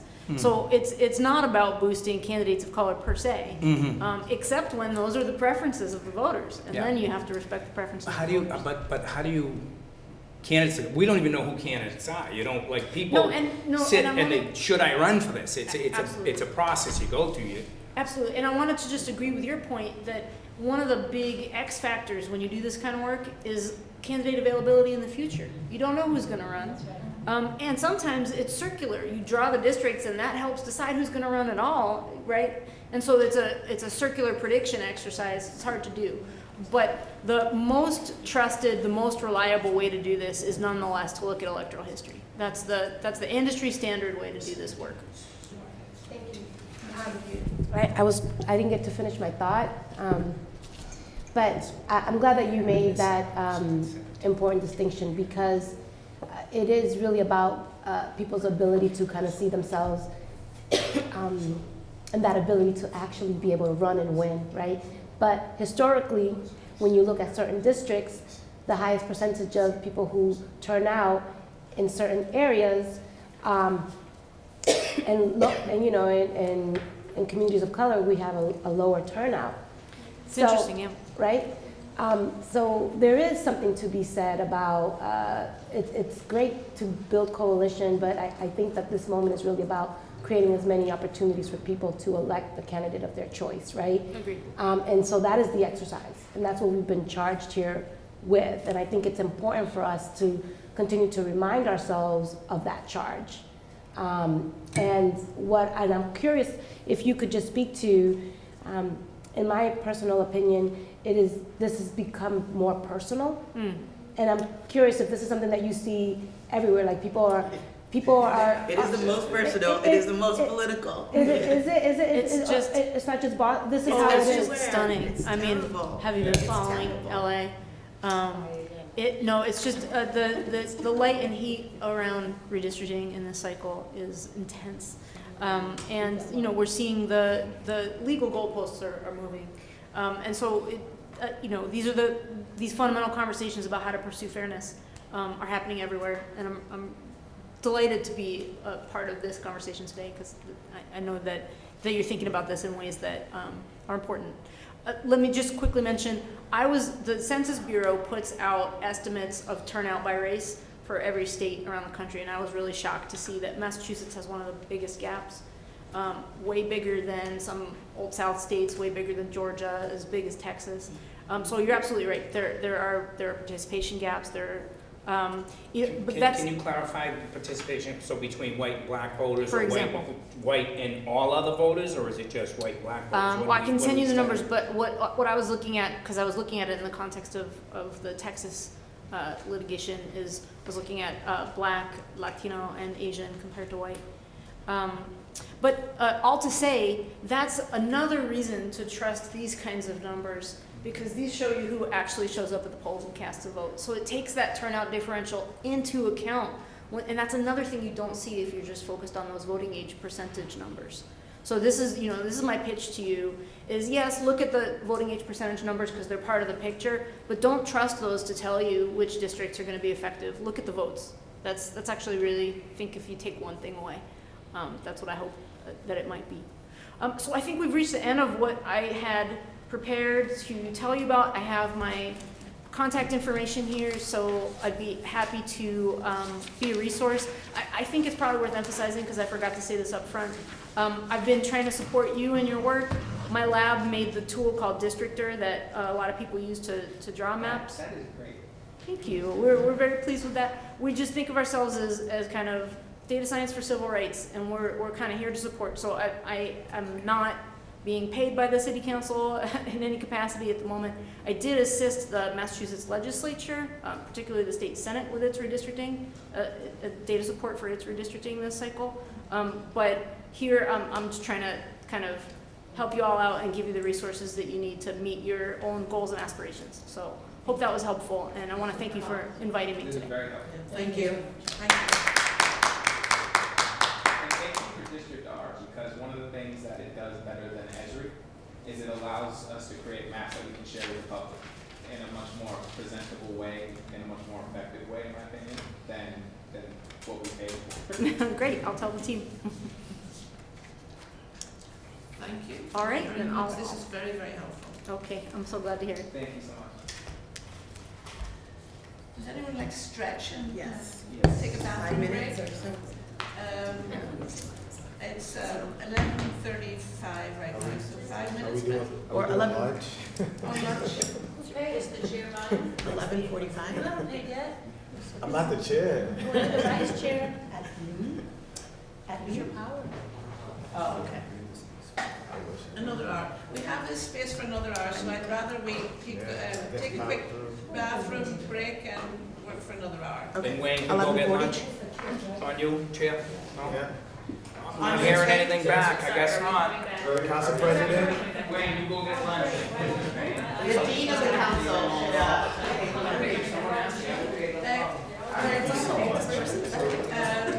11:40.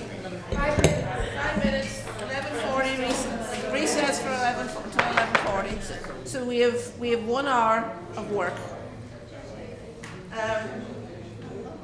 Wayne's going to give us some background information on where we're at with this. I think what I'd like to do is go through the maps and figure out where we agree, and then hopefully nail it down to a precincts in contention or where there's consensus and agreement, and then go forward from there.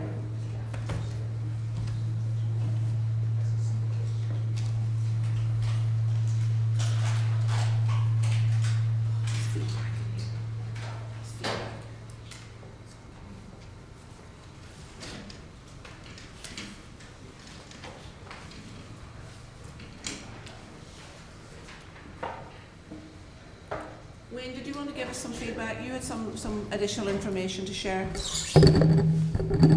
Yes, thank you. So just through the chair, hi counselors, would just want to update and clarify, Professor Duchin, our office has been trying to get in contact for the past couple of months. I think just as soon as our office took over being chair, Dr. Duchin has been very busy traveling around, going court case to court case across the country. Very grateful to have her here today and help run some preliminary analyses. Do also want to let counselors know that we made this request of the law department and Attorney Weiss, who they have been working with. Attorney Weiss has a partner that does the same work that Dr. Duchin is doing and has been doing it over the past several weeks, the past couple of weeks, I think, and they're nearing the conclusion of that, is my understanding. I think the representative of the law department that was here today stepped out to go check in on where that is so that we can get their analysis as soon as possible. So that just wanted to make that clear so that we don't make those duplicative requests for Dr. Duchin to then start today making those analyses. So once we have an update on that through the law department, we will share that with all counselors. Can I ask a question? Thank you, Wayne. Councillor Baker? Sorry, Wayne, I got in late. What's the analysis you're looking to do? So just what Dr. Duchin discussed on city's electoral history, I think what she has thus far is 2015 and up, and I believe what the law department sent to their analyst who was working with Attorney Weiss goes as far back as 2010, 2011 and up. So very comprehensive, and I think if it was 2010 to 2011, it would include the current districts and a little bit of the districts as existed prior to the last redistricting cycle. And the analysis is looking for what? Just any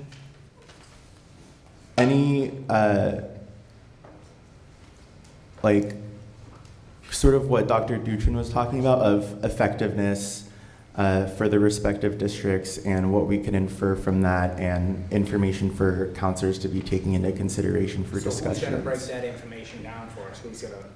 Right, so I think it'll come down to how the law department presents it and then how it's considered by the body. Thank you. Yep. Thank you, Wayne. Do we have an estimated time of arrival for any of this? We should know. Yeah, the law department's checking in where they're at with their process.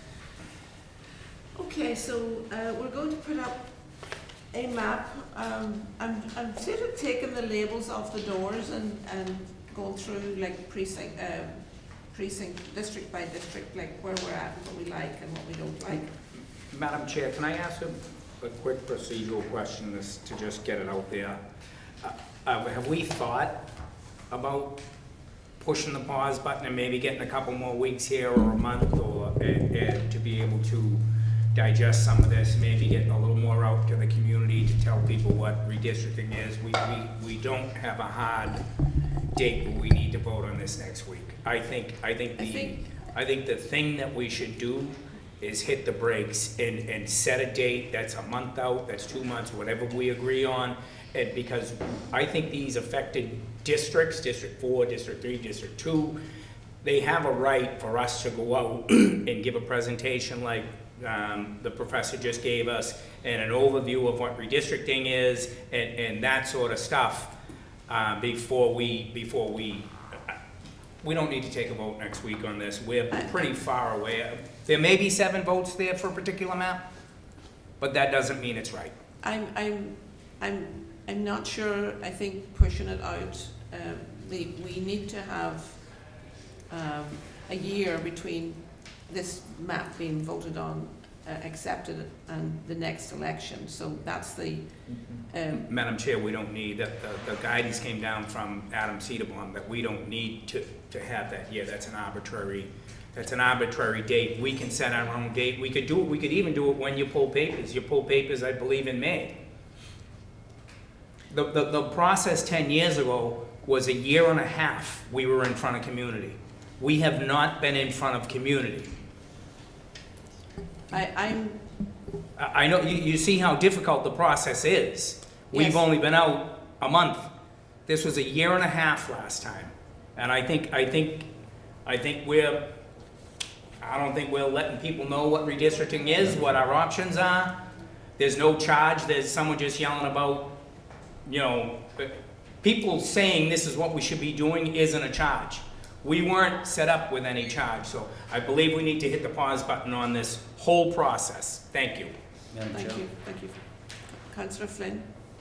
Thank you, Madam Chair. And the presentation today from the professor was very informative to me. I learned a lot. And I want to acknowledge, Madam Chair, that the amount of work you've done in 3 weeks or a month has been significant. The amount of hearings you've had, including going out into the communities.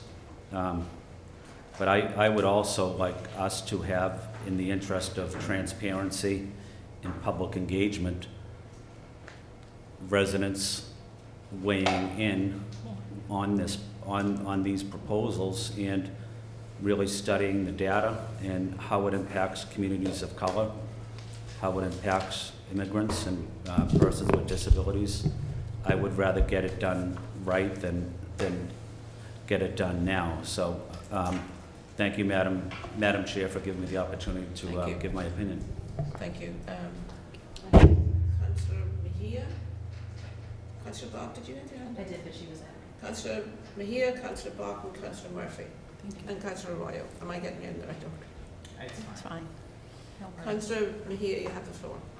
Thank you, Chair. And I just want to uplift that. For me, I've been in community. I was in South Boston earlier this week. I was in Roxbury the week before. I was in Dorchester last night. So when we think about being in community, and I was in Roxbury the other time via virtual, right? So when I think about the efforts that I've made to be in community and to hear from folks, I feel like we have been out there deep in community with folks and listening.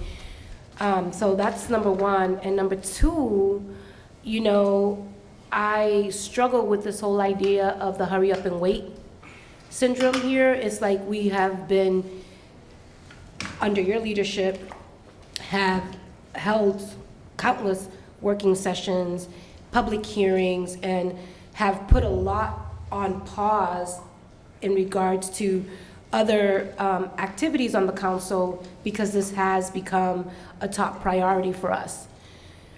So that said, I think that the way we're moving within the time frame, and I don't feel the need to pause anything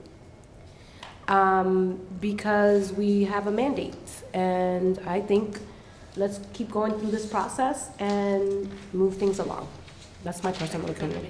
Councillor Bach.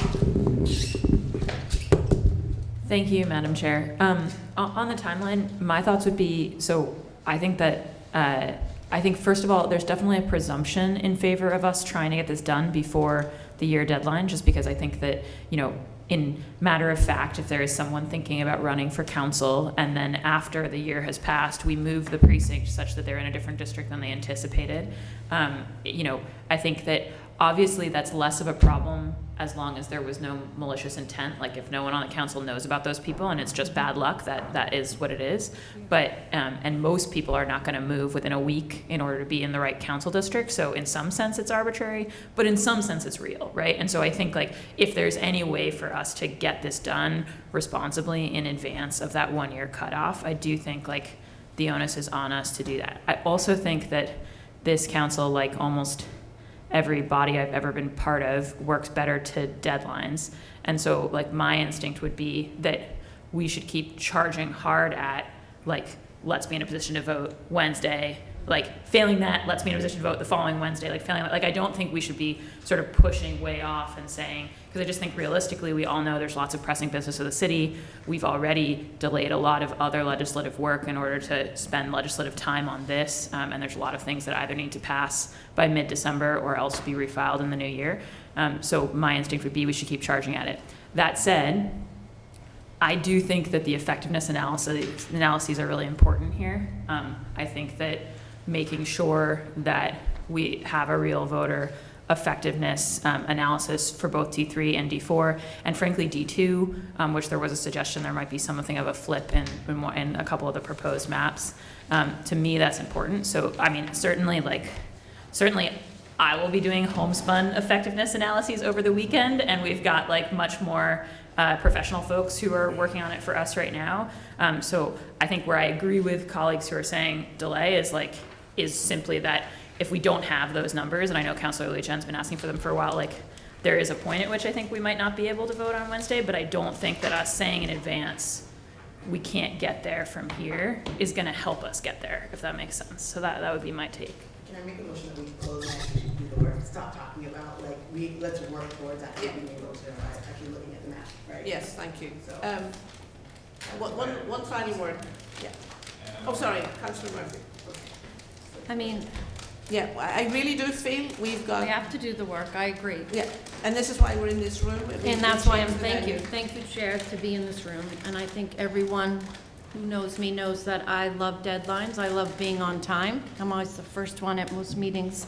So I would appreciate being able to vote on Wednesday, but I do feel I've been to all of the community meetings and I've been to the virtual meetings, and as an at-large counselor, hearing from all neighborhoods, people from across the city, not just in particular districts, each time we speak and we share more information and advocates and community members stand up and speak, there are more questions, which makes sense, and that's why this process is better when it starts 12, 14, 16 months ahead. I know we started and we are dealing with what we have, but I am in favor of pressing the pause button, because even if the numbers come this afternoon, if they come Monday, we're going to be again in silos at our house, on our computers, or in our offices looking at numbers and not together. And today will be the first day, hopefully, that we're spreading out maps and actually talking about moving precincts. There's not that much time together to really come up with a map that we're really all going to think is best for the city. I think this morning's guest, Professor, was very helpful in giving us some context and clarifying some of our outstanding questions. So I understand we have had a very truncated timeline, but I think, you know, it is our responsibility to draw the best possible map, and I think we can do it. We've got a lot of smart people in this room. But some people have already voted on a map. No one has voted on a Well, map. they've written in absentee letters, like the one you read from District 1, that they're in favor of certain maps. So that would let me think before. Right. Everyone has a preference, but there's no formal vote on a map, and we're not taking a vote right now. So we've got some work to do. Councillor Arroyo, and then I'll Do you want this one? I'll take this one. Yeah. I just want to say, because I've already said this when I was asked, is this one working? Yeah, it feels like it's working.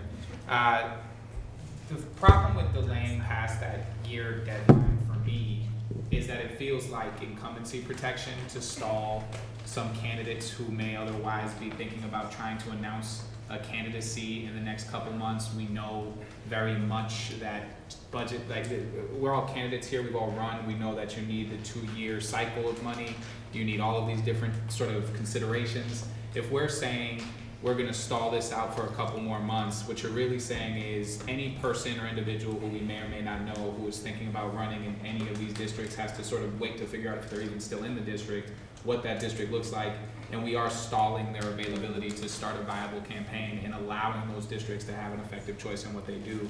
And so for me, yes, it's not set in stone that we get this done with folks a year of notice, but I do think that it's effective and it's what's just and it's what's fair to make sure that people in the city of Austin who are looking at these seats are able to make the same kinds of decisions that as incumbents we are all able to do, which is we are able to fundraise in this fiscal year. We are able to make all of the decisions we have to do to sort of protect our seats if we had to run.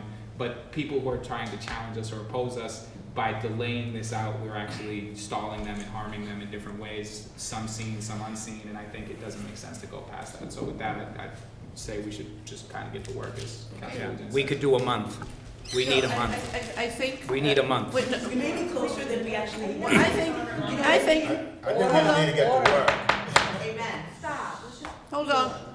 We're not, I'm just going to not have any more conversation about this right now. We're going to get to this map. Thank you.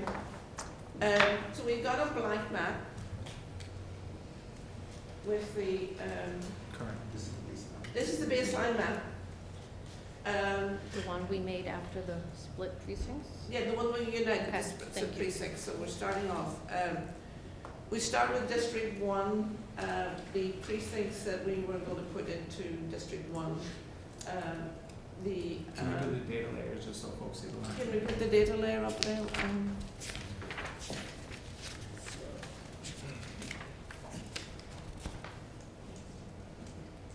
We find we're working to see the things that we've got consensus on, and then the things we disagree on, and then we can work it out.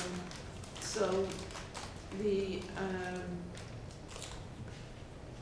districts, the split districts, are we off the page there at the top?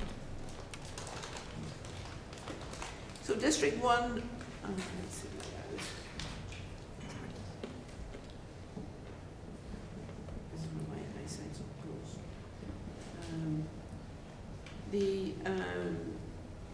The District 2 precinct that is the downtown waterfront, what number is that? 313. That's 313. 313, that was into District 1.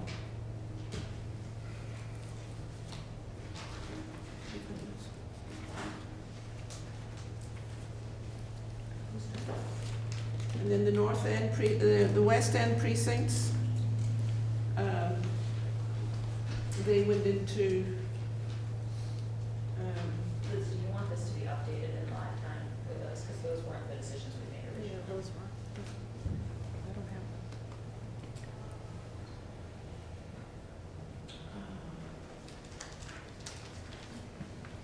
Like, I think most of the maps, Do we want the actual physical map to put in? like, because it's like, we resolved certain things. Like, Yeah. for instance, we resolved where the Via Victoria and Cathedral precincts 9 and 8 1 were going before having the whole conversation we've had now, so they're both in a different district. yeah, okay.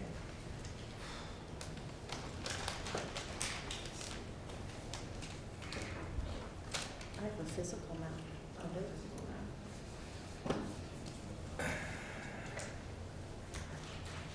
So district, I can't see, sorry about this.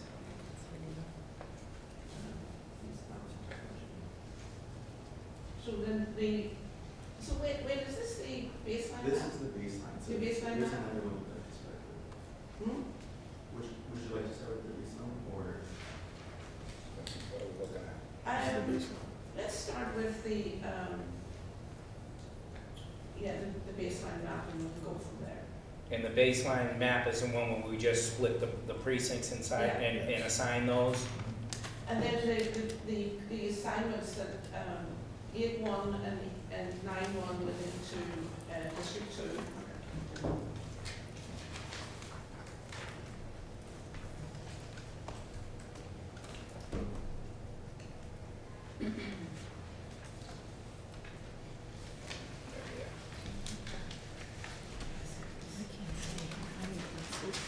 And then the West End precincts,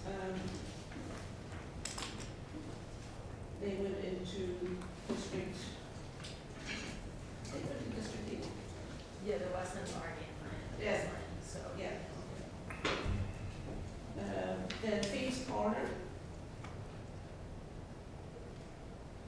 we united Fees Corner in District 3.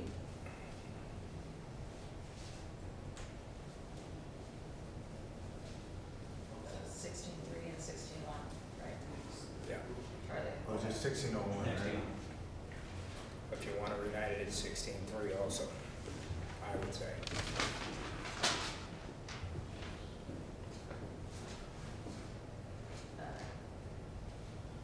And then, I think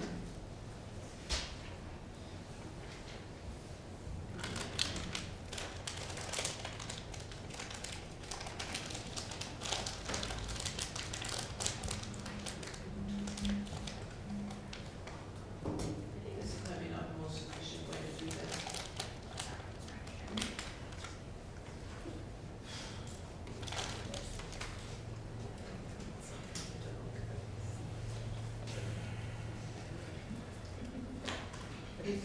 What is your objective? I'd like to go through all the, well, it might actually be better to just pick a map that's being worked on. Yeah, I think that makes Yeah, I more think that makes sense. more sense. Let's start with the one that has the Okay, most names sorry, on wait. it. Trying to get to it. A map that's already been worked on would be better. Let's start with the Braden Morel map and see where we go with that.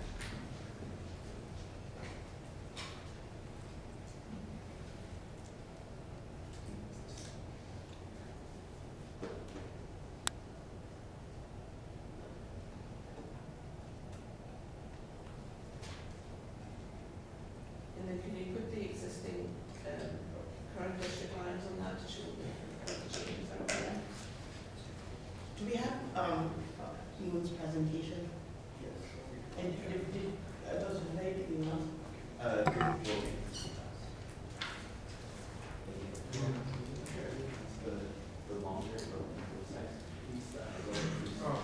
So this is the Braden Morel map. We have the analysis from Professor Sturgeon.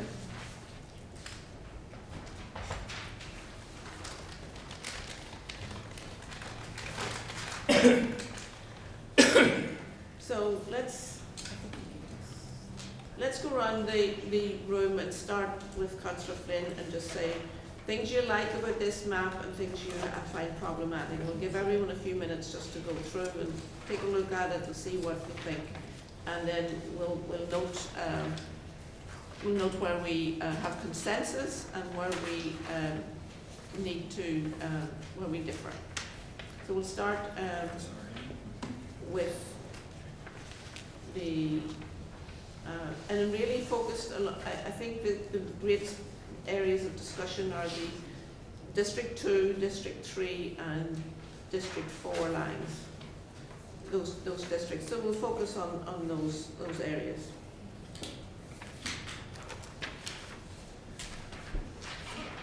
So, can you repeat, I apologize, can you repeat the question, Madam Chair? So this is one proposal that's on the table. It's sort of, and it's just a basis for conversation.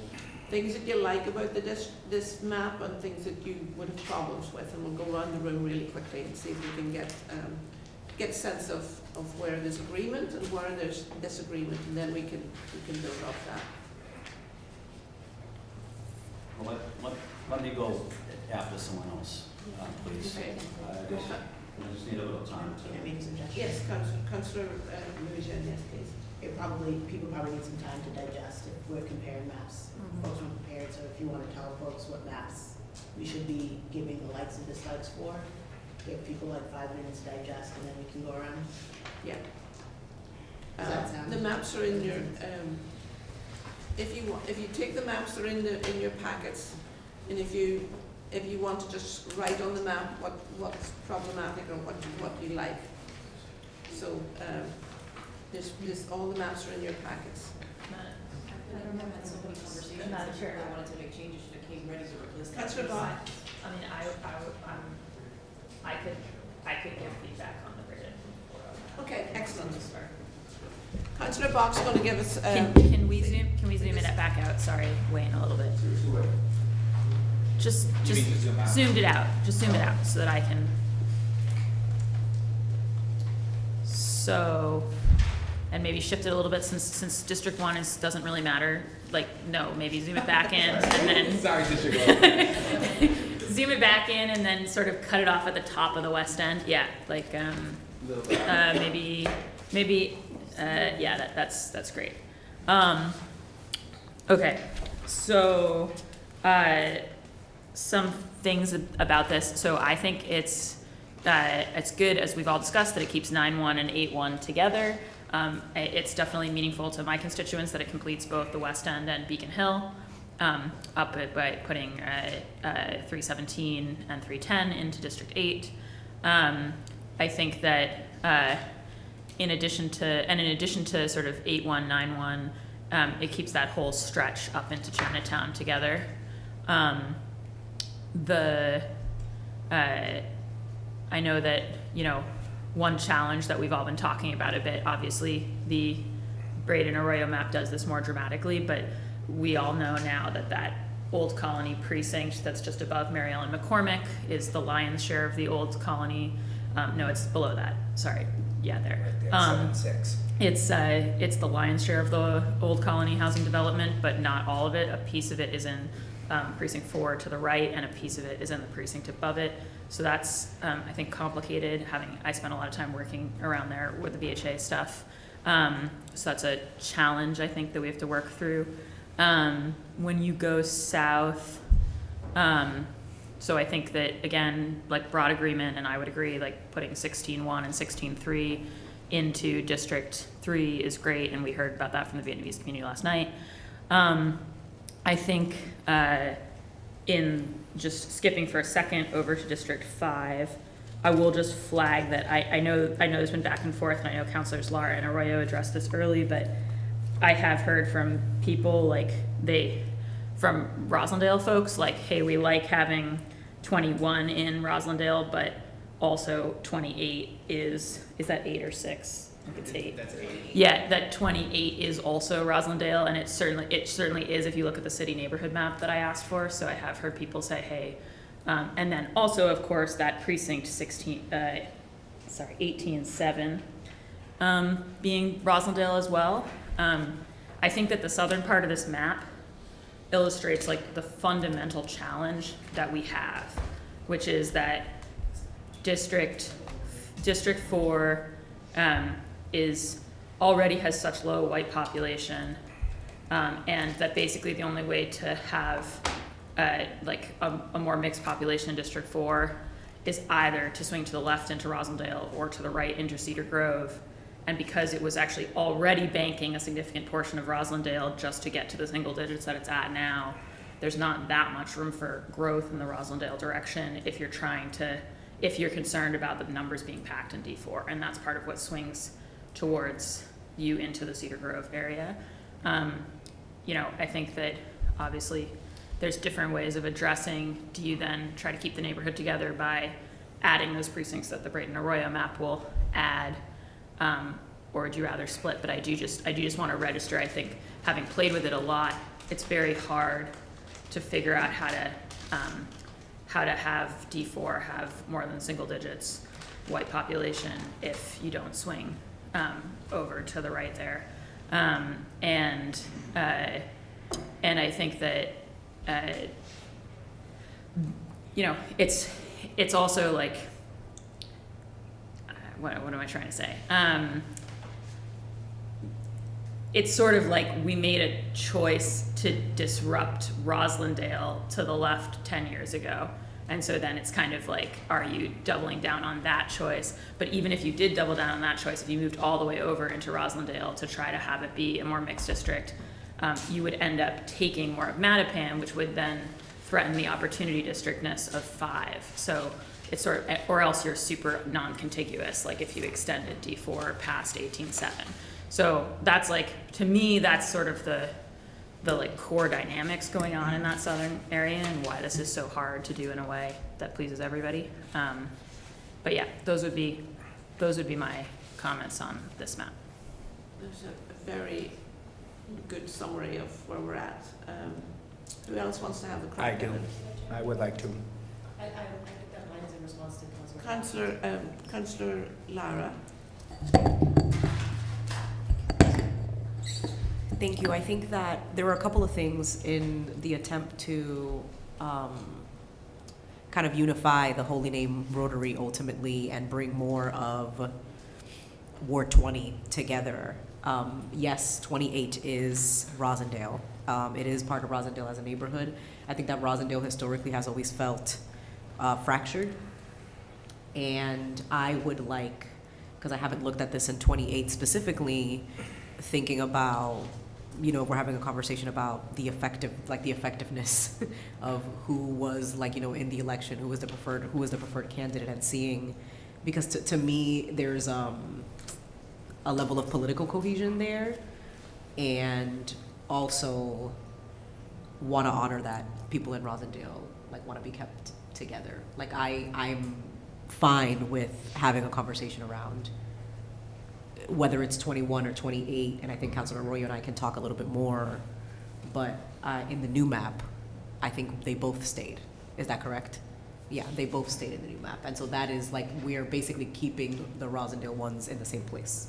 So. But they both stayed in 6, right? Yeah. In the new Yeah, map, they so Rosendale's less, right? So, no, I was. More.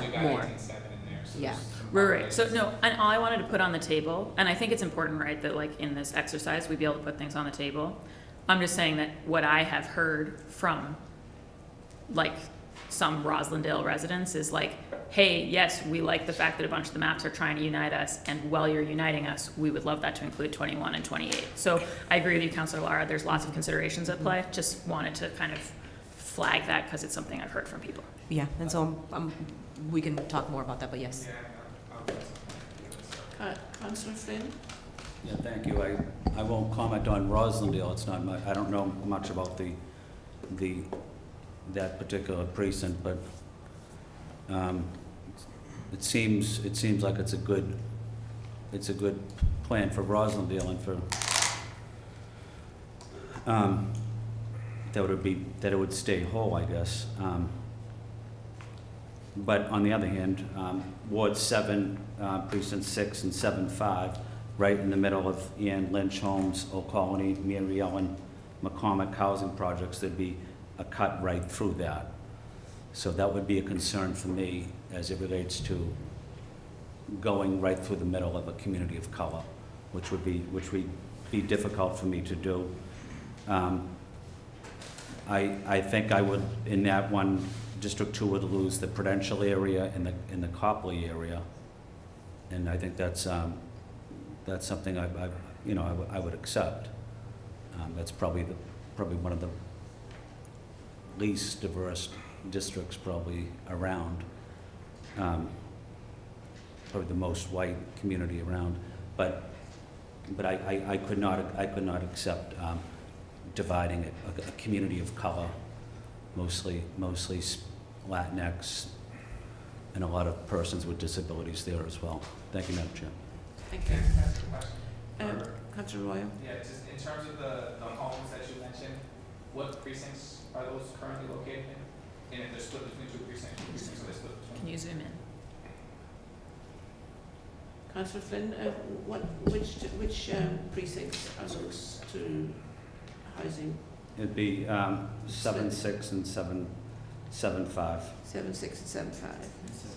And 7-6. there's like a corner 7-4 as well. Okay. The precinct is So not it's 7, 7, drawn 7, well. 6, 7, 5. No, not 7-7. 7-5, 7-6, 7-4. Well, isn't 7, 7 one? 7-7 is McCormick, but Yeah. Old Colony, The Old literally Colony is the Old district. Colony development Yeah. is split between 3 precincts there, So 7, 5, 7, 6. and a corner in 7-4. Okay. And I think, one of the challenges we face is that we did some re-precincting, but we didn't, I think the city didn't do any, re-precincting in this Like space. So for- they did it in Chinatown, they didn't re-precinct over here to make it more workable precincts. Old Colony is probably a 1-minute walk from my house, right up Dorchester Street, and that would not be part of District 2. And Old Colony has a lot of, it's mostly people of color and a lot of persons with disabilities. So their district councilor would be District 3 in Dorchester, just the physical geography of that incumbent. So I guess my point is just for the people of that particular area, communities of color, persons with disabilities, would make it much more difficult for them. I think, you know, we're flagging a particular concern around Old Colony, and it's already been mentioned, so we need to go have a further conversation. No, I know, I did, but Yeah. I understand that, but Thank you. it's important to me to let everybody know about my constituents. Yeah. Because everyone wants to weigh in on District 2, so it's important for the District 2 to counsel, to especially Yeah. weigh in. And it is a particular challenge because we have such an excessive population to redistribute from District 2 into a contiguous district. So this is the challenge that we're talking about. Madam Chair, is there a map that puts Old Colony all together? Is it a Yes, That keeps it? yes. That added the precinct to South Boston? Councillor Baker, did you? Yeah, well, my map keeps the housing developments based on the guidance that we got right from the beginning. The only guidance we had was A1, A2 had to remain together, because my first conversation I had in this, because it was between Eddie and I had done the analysis, split some precincts, and then realized that I needed to gain. I pointed at 8-1 and I think 7-6. Eddie broke out in a cold sweat, because he knows his housing developments, and he didn't want to split them because their voices are split under the map that looks like it has 7 votes. Furthermore on this map that you have, I don't know where it's gone. I'm sorry, Councilor Baker. Arroyo Anderson, did you move a precinct to South Boston? We united the McCormick homes, which 7-7, which is technically South Boston on the Anderson-Fernandez map, because I had a conversation previously with Councilor Flynn that was important to him in terms of those housing developments. We had actually moved 7-7 back into District 2, and in order to sort of accomplish that on this map, you see that the South End gets unified in a way that's not really been unified. That obviously got a lot of interaction from different communities. Did you remove any precincts from South Boston? Actually, we only added, so No, they on only our map, it's the only map that I'm aware of that has South Boston entirely whole. President Flynn, did you sign on as a sponsor to the map that added more precincts to South Boston? I believe so. Can we confirm that? But what's the point of signing on? I sign on to a lot of different. Well, I think it's important, because if you didn't sign on to the only map that kept South Boston together, and you are now bringing up a concern about South Boston, it matters. Oh, so it hold on. Okay. Yeah. Madam Chair, I apologize. You know, we had this conversation about signing on to maps. Just because you sign on to a map doesn't mean you're given a stamp of approval. Everyone has an opportunity to bring a map before us for consideration.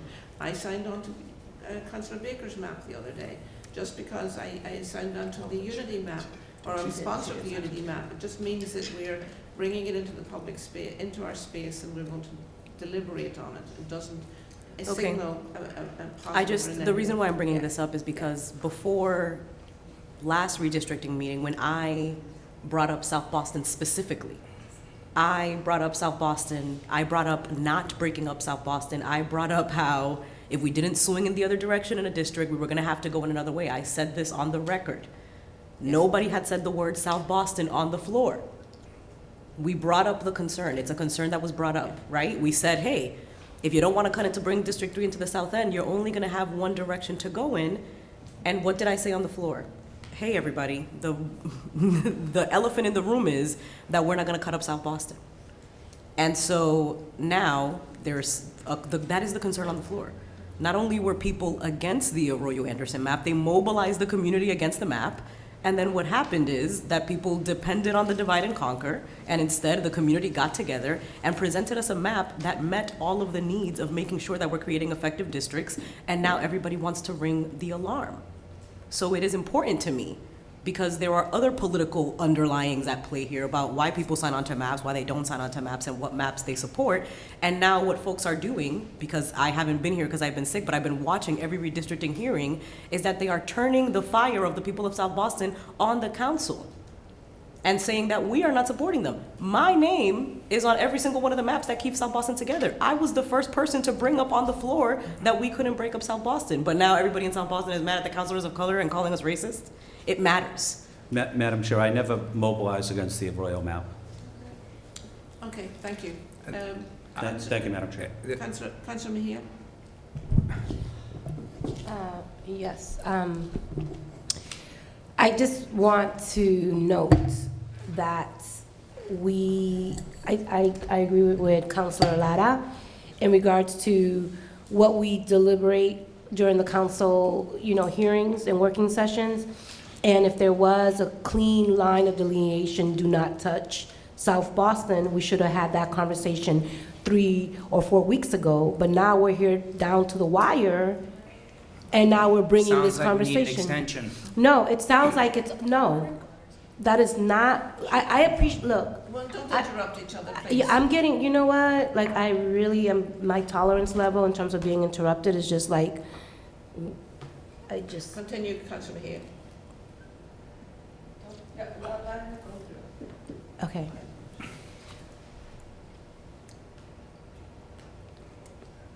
We just need to bring our best selves into the space and stay focused on the work that we're trying to do, and that is complete this task.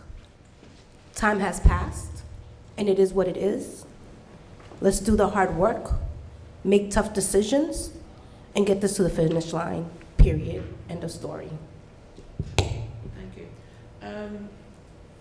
Councillor Baker? Thank you. Can we go to the bottom of that map, please?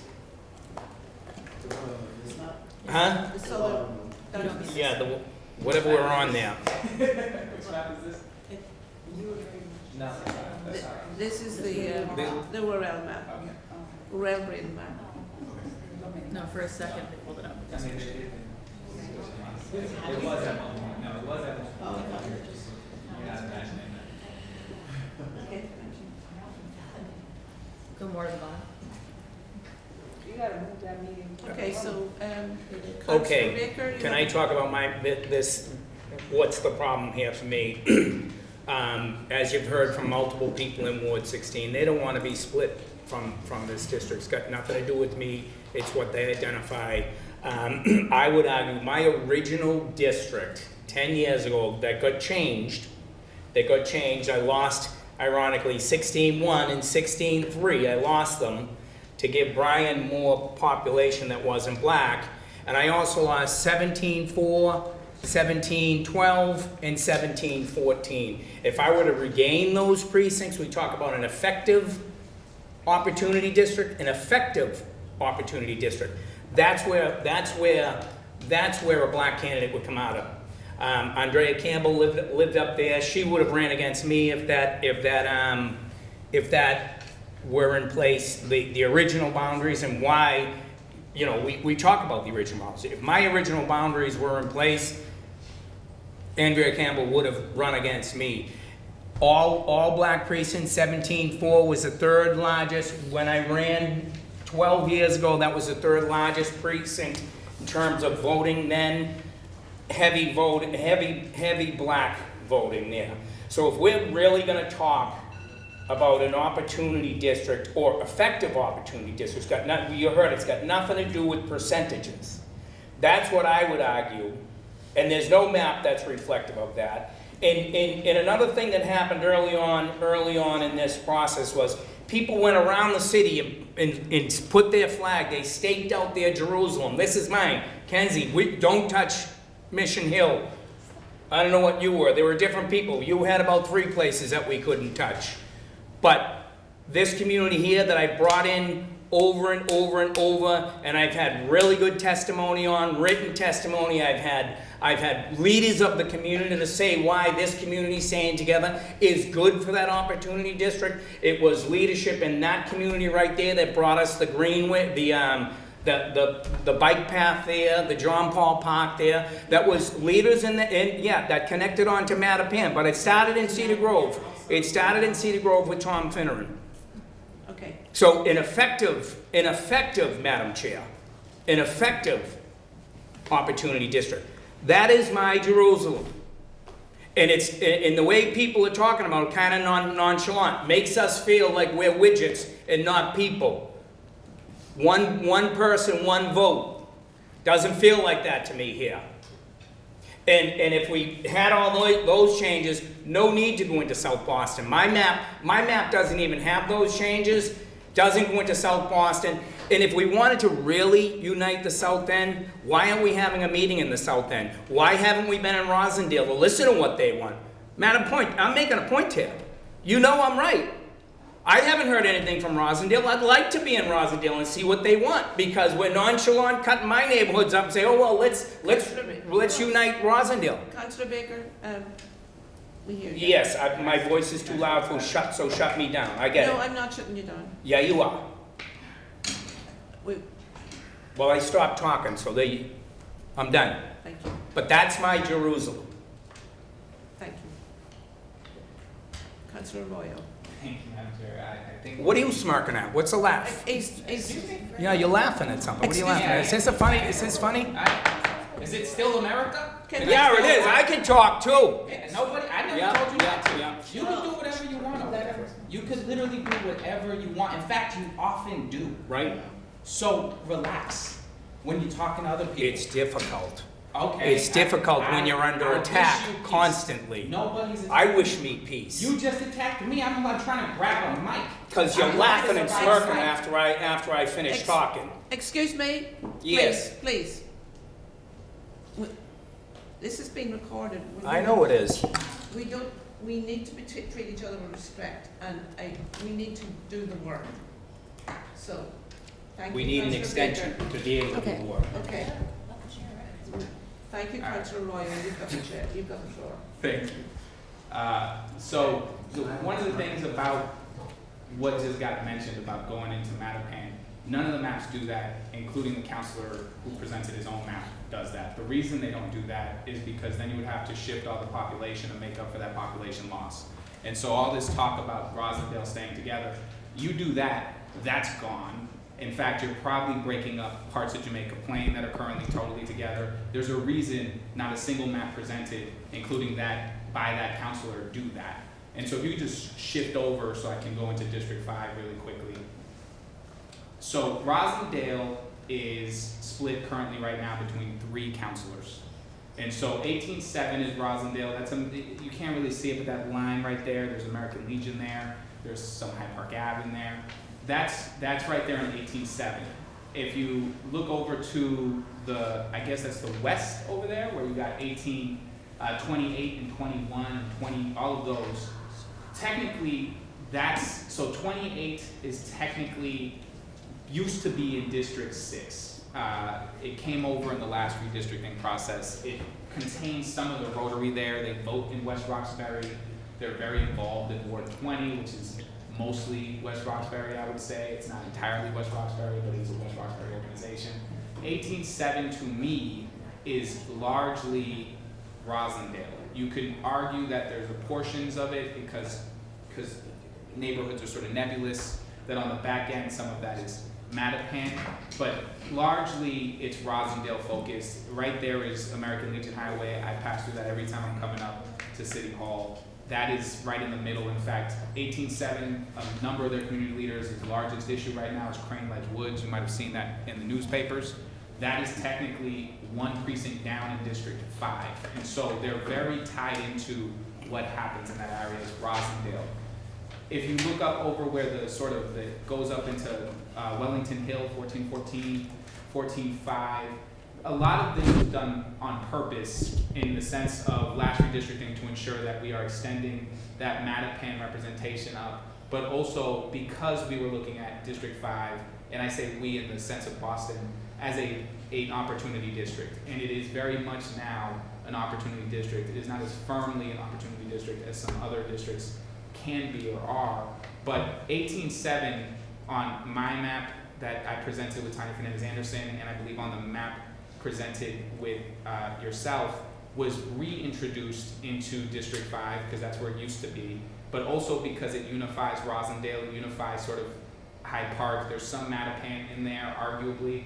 And so what you're looking at is something that's sort of like Brookline comes in and just chops out a large portion of Boston. This is a weird, and has always been a weird sort of separation from where they really are. Sharon Woods is right next to that, and so in the precinct right next to that, there's a lot of conversation about Sharon Woods on the other side of American Legion Highway. Uniting that with the district makes a lot of sense, both from a compactness standpoint but also from a population standpoint and also from a neighborhood standpoint. From the thing around 28 and 21, this was a conversation, and I know that Councilor Lara is not here right now. 21, people on the council, and I'm trying to talk about terms that people are familiar with, not everybody's familiar with every district, but 21 and 24 share Walter Street. There was a lot of conversation about Walter Street and the wetlands over the last decade. It was something that Matt O'Malley, former Councilor Matt O'Malley, was very focused on. Those two precincts touched that. And so the original goal was to unify those precincts and try to bring that together. And that's still something we can have conversations about. 28 has a lot more in common, and in fact largely meets with, in terms of their organizations, with all of the precincts on the other side. That is technically the VFW Parkway comes right through there. And so right around there, there's several community groups that are technically West Roxbury with which they meet, and they sort of have this nebulousness about whether they are Rosendale or West Roxbury, though not arguable. There's a half of that that is definitely Rosendale under every consideration of what I think anybody would consider Rosendale, because it goes up Belgrade. But the other back half of that I've actually had people argue with me that they're West Roxbury, that they deem themselves West Roxbury, and that's on the Beach Street side, which is also on there. If you go up to, which I would also still argue that's nebulous, and I would agree. But in terms of 1414 and 14.5, which on this map are missing from the district, those are almost entirely black precincts. And in fact, 1414 is a precinct with Wellington Hill that I've done an extensive amount of work in with community leaders there. Rachel Doe, Russell Holmes lives in 1414. Those are really important precincts to the overall makeup and fabric of District 5. What ended up happening for population's sake and for what's the word I'm looking for? Deviation was 21 and 28 on the map presented by myself, you, and the community end up staying in District 6. But on the District 5 side, we pick up 18.1 and 14.14 remains there. And 18.2 remains there, which is separate and apart from what my original map had done, because it picked up 14.8, and I was looking more at corridors in terms of transportation. So I would say from this map, it doesn't serve me a lot to look at this map when it comes to District 5, because I believe the latest iteration of District 5 that was presented in the community-led Braden Arroyo map is much more true to what I have heard and gotten feedback on. If you go up, though, just to talk on the issue the existential angst that everybody has here, if you just go up to District 2, District 3 borders, District 7 borders, and this is an exercise that I've performed many times, those precincts up there, there's a lot of population in them. And when you start to shift these around, whether it's 4-6 or 4-2, 4-2 is the Copley Library, 4-6 is the Prudential. Currently they're in District 2. If you go up, there's the financial district area. There's an argument about whether it's, I know we've gotten a number of emails from the West End saying keep us together, or people, there's always folks trying to deviate from one section to the other, and I think they've gotten to all councilors. But the goal here is that District 2, if we're talking about, and I think Councilor Bach has spoken to this too, if we're talking about it also from the standpoint of effective choice, and there's a racial demographic to that, but there's also a coalition aspect or demographic to that. There's a lot of arguments that we have heard and that I believe are accurate and are things we should honor from folks like the Chinese Progressive Association in conversations we've had with Eva about the similarities between Chinatown and those communities down at 8191, which are right there. And the issue that this causes is that if you want to keep 8191 in District 2, and based on what we heard today, you can't then snake around 8191. You have to actually end up splitting or keeping the South End split between 3 councilors. It's a decision you have to consciously make once 8191 stays there, just based on, I think, even what we heard today about compactness, because then you're only going around by giving them 92 and then doing all of that, and it gets messy and it's sort of inappropriate. And so on this map, which I think is the Braden Morrell map, I have no idea what I'm looking at right now, but it's the 7-6 is where the Ann Lynch homes are, is that correct? And so it sounds like where the issue gets really strenuous about things being split up is 7.5, 7.4, where Old Harbor is. And so, you know, I think there's ways to get around that maybe if you went up 7.1, if you did certain things. But essentially, that I had heard repeatedly on the floor that uniting McCormick with the Ann Lynch homes was important. And that is why on our version, in terms of Councilor Fernandez Anderson and myself, the McCormick homes was connected, though in District 2 with Ann Lynch. But I think, you know, because I had heard repeatedly that those two made sense together, I think that's also why on the Braden Worrell mapping, and you can speak to sort of the construction of that, the Ann Lynch homes are then, rather than going one into District 2, it went into District 3. And so I think that that's in line with what we've heard. From District 7 standpoint, there's a lot of like, and I think this is the re-precincting that does that. You see like the lines get sort of strange around District 8 over there. And I think I've heard different versions of this where part of the issue with going up is that you then dilute significantly because the South End's populations, though there are specific communities of interest within it, are largely white. If you go District 7 up into, if you try to make up more South End of District 7, then you're losing some of those 13s, you're losing some of those 12s possibly, and it gets tricky there too. And so from the exercise of just where we're at, I think there's places clearly where folks are going to disagree, but I also think there's places where it exists not because of consensus, but because from any standpoint that you're trying to do this, you can't change it. And District 2 is one of those places where it's going to have to give, and it's not really going to get. There's no, like every, I think, precinct or district, some districts are giving things up, but also picking other things up. And the reality is, I think the only one on this map that is solely giving things up and largely not picking anything new up is District 2, which I understand puts people in difficult positions, but that is sort of where we're at, and there's only a few ways to do it. And so I think the southern part of the map, if you go down really quickly, and I'll just end it here, if you go to District 4 and 3,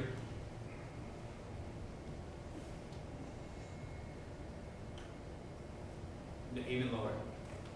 When we get to the 16s, because we've heard a lot about Cedar Grove and these parishes and sticking together, I did not hear them specifically. I don't know folks who affiliate with districts as much as what I heard was community and the folks and how they interact with one another in these precincts in these distinct neighborhoods with one another. And I don't think people go, I'm a District 5 person.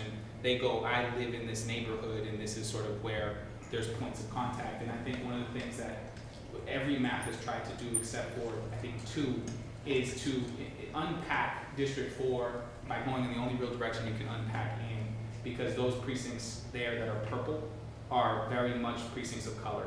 And so if you're trying to unpack and sort of get rid of that excess so that you're actually creating access to opportunities, you have to go to the right of that map, which I think other councilors have brought up. And the latest map that community put together, I think, does a better job, because every map, I think, adds like 1 more precinct or 2 more precincts of adding in all of those neighborhoods together so that even though they are no longer in District 3, they are technically together in District 4 to the best of the ability to do that.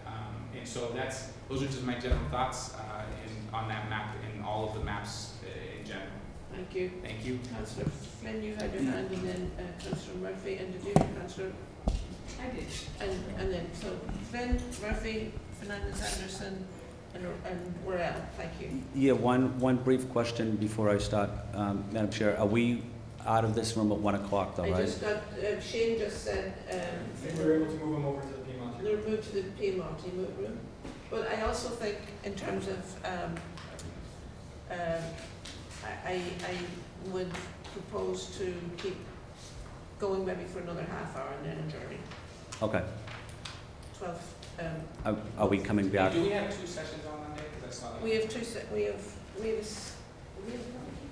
One of the 3. working session in here 10 on Monday. Okay. Councillor Flynn. Yeah, I know there was a lot of discussion on District 2, but I think it would be in the best interest of the body if I move 4.6 and 4.2 out of District 2 which would be basically the Hines and the Prudential area, and the Copley and St. Petolf area. But when I recommend they come out of the area, do I also then have to recommend where they go, or do I just recommend they come out of the area? There's probably no multiple choice of where they can go. They can't go into District 7.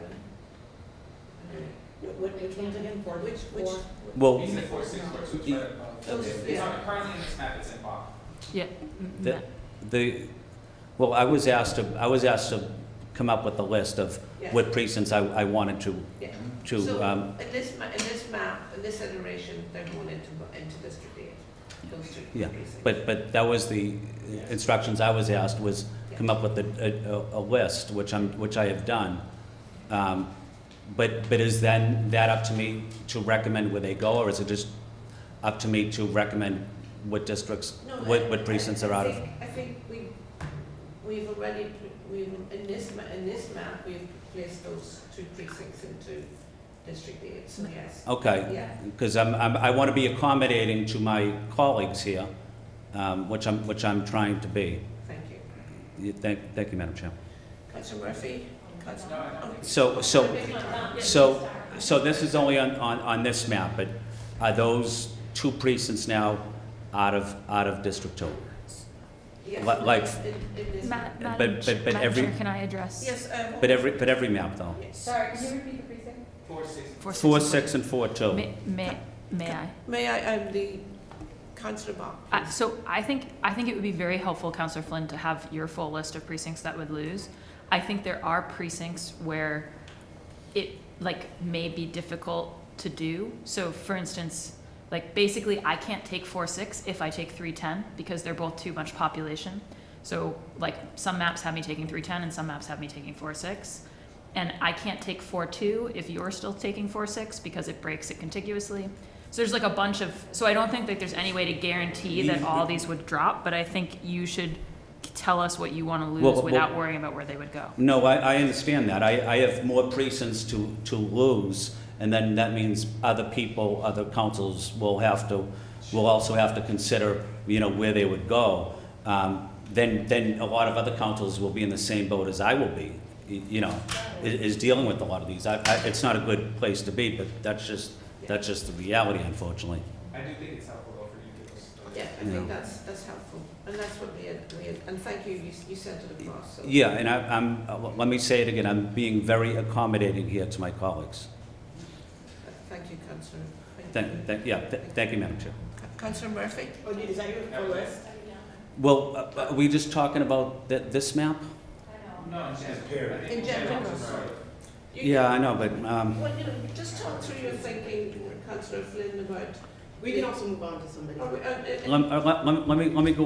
let me continue. The only thing is, when I put my precincts out, and then my constituents think I want to give them up, and then So but having said that, I trust my colleagues.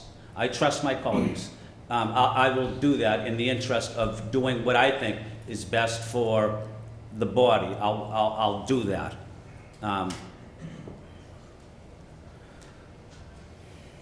So let me highlight some other ones that might be helpful to the body,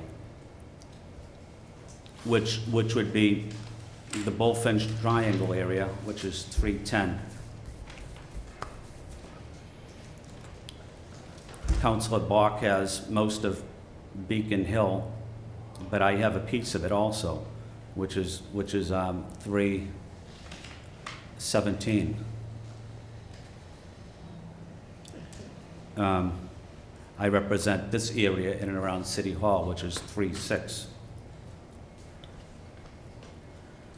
I mentioned 4-6, and I mentioned 4-2.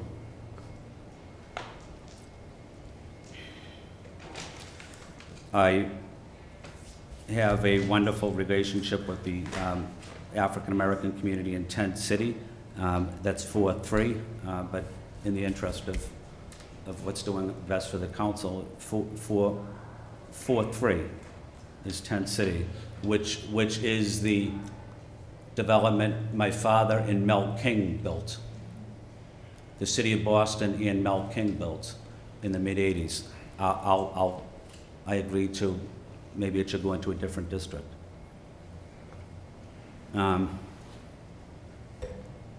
312 is the downtown area.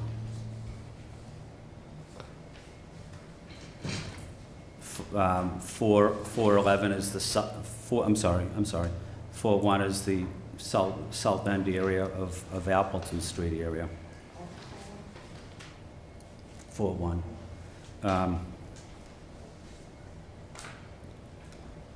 Ben Franklin is Ward 5, Precinct 14, Ben Franklin Institute of Technology. That's where the BCA facility is. 37 is where Union Park and Berkeley Community Garden is. 315 is where SOAR is, which 316 is where the ink block is.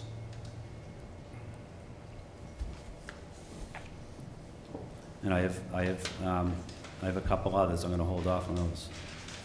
Thank you. Yeah, and I hope everyone here realizes I'm being very accommodating. Thank you. Thank you, Councillor Murphy. So I do just want to say I appreciate that the district councilors have a different role in this. I know we all have the same equal vote, but I do see that it's very different for district councilors to give, take, and I appreciate everyone it's hard. So one thing I heard a lot of things from Dr. Dushin earlier, who, one thing though, and I know I've heard from at community meetings and also from different councilors just over the years, not just this term, that projects underway is something that needs to be considered. And I know many district councilors are working on or have been working on different projects in their communities, and redistricting could then split them off from that, and wasn't sure if there are any district councilors who feel that any of these changes would affect some of the projects that you've been working on in community. It doesn't have to necessarily be development. I know we talked about like AD Laselle Park down in Fields Corner, Town Field, and other places that you look at, like we've said, you look at a number on a map, but then you realize, oh wait, that's that school I've been working with, or that's Town Field, and we've been, not that you can't continue to support, but wondering if that has been thought of, or if any of the district councilors want to make sure that when they're sharing that, because I think when it comes down to a vote, it is going to have to be, at least for me, to understand why is it you're holding on to that community, so that neighborhood so much. And I know for many it is very personal in a good way, and that's why we have such a great city and great representation. But just wanted to put that out there. That was it, Madam Chair. That's a very good thought, actually. You know, if you put years of work into something and it's coming. Can I speak to that? Yeah, I was asking the question and hoping if some district councils wanted to, so that we had a better. And Councillor Baker, if you mind, folks have You can't seem to see me. I think I'm out of your. I have restricted motion in my neck. I cannot absolutely see. I don't have eyes in the back of my head. I cannot see you sometimes. So, would you like to speak to Councillor Murphy? No, we're going to go around. I'd like to hear what Brian has to say. Absolutely. Councillor Fernandez-Anderson and Councillor Worrell are next. Thank you, Madam Chair. My question was specifically, thank you, Councillor. Thank you, Madam Chair. My council was specifically to Councillor Flynn, but he's not, he stepped out. With the precincts that he's listed, and so I basically, and I've publicly acknowledged that I created, like that I designed that part of the map that took exactly the precincts that he listed to unite South End. So I just wanted to get his feedback in terms of what was his logic behind that. And specifically, if those were not options, then what would he allow on the other side of his precinct? He does have to shed. If this is like the final, I mean, I think that's for him to respond. The other thing too is that when we look at the towns around all over Boston, you'll notice that most towns share a counselor, with exceptions to your district, and I think. How do you mean share a counselor? Share a Towns share. Neighborhood. Neighborhood share. Neighborhoods share counselors? Yeah. Or towns? Yeah, Okay. All right. Okay. I'm surrounded by Brooklyn. Not outside of Boston. Not outside of Boston, just Boston. Yeah. And so when you look at your district, none shared, and when you look at Councilor Coletta, then some, but not all. And then everybody else shares except District 2, where South Boston is not shared. And so it's not an uncommon thing. So I wanted to specifically allow Councilor Flynn, but maybe I can reserve my time and wait till he returns. So On Monday, is it for wrapping? yeah, we're going to wrap up fairly. Yes. Yeah. So you're saying that it's not uncommon for districts, neighborhoods to have intersect in different have different councillors in them. Yes, it's not uncommon. I mean, if we can do our best to not split them up in like 4 different counselors, which essentially is not keeping them together, and sorry. Oh, and keep them together. Roxbury, for example, shares 1, 2, 3, 4. South End, arguably 3 or 4. And then you can go down the list, right? Dorchester, same.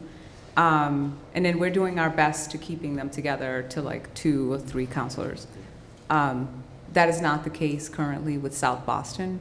And I had many conversations with people from South Boston who either called or emailed me. Most of you know that I answer every email. So I've actually been explaining this to them, that, you know, it's not intentional to try to split them up. Rather, we're trying to do the best that we can. But I can get that feedback from Councilor Flynn, or perhaps pick it up the next time he comes in. Excellent. Thank you. Thank you. Councillor Worrell, the quiet man in the corner there. You have the floor. Yeah, so just to answer Councilor Murphy's question, 1601, you know, when I came to the council, it was about fighting for, you know, capital investment into District 4. And one of the things that we were able to secure was a study for Townsfield, because, you know, what we wanted to do, make sure is that, you know, the dollars started flowing into District 4 in terms of public investment, and that was one of our major wins. However, I understand the advocacy behind the Vietnamese community on reuniting, but that is something that we worked on early on in the budget season. And also, there's a lot of other investments when it comes to streets. We have a Boat in Geneva transportation plan that's taking place in this area over at 1702. And this is also part of our, you know, Four Corners area as well. There's been advocacy around that to make sure that we unite or keep united that area together. And then also in 1711 and 1709, this is a strong organization of like Common Square, Neighborhood Council, Ashmont Hill, Ashmont Valley.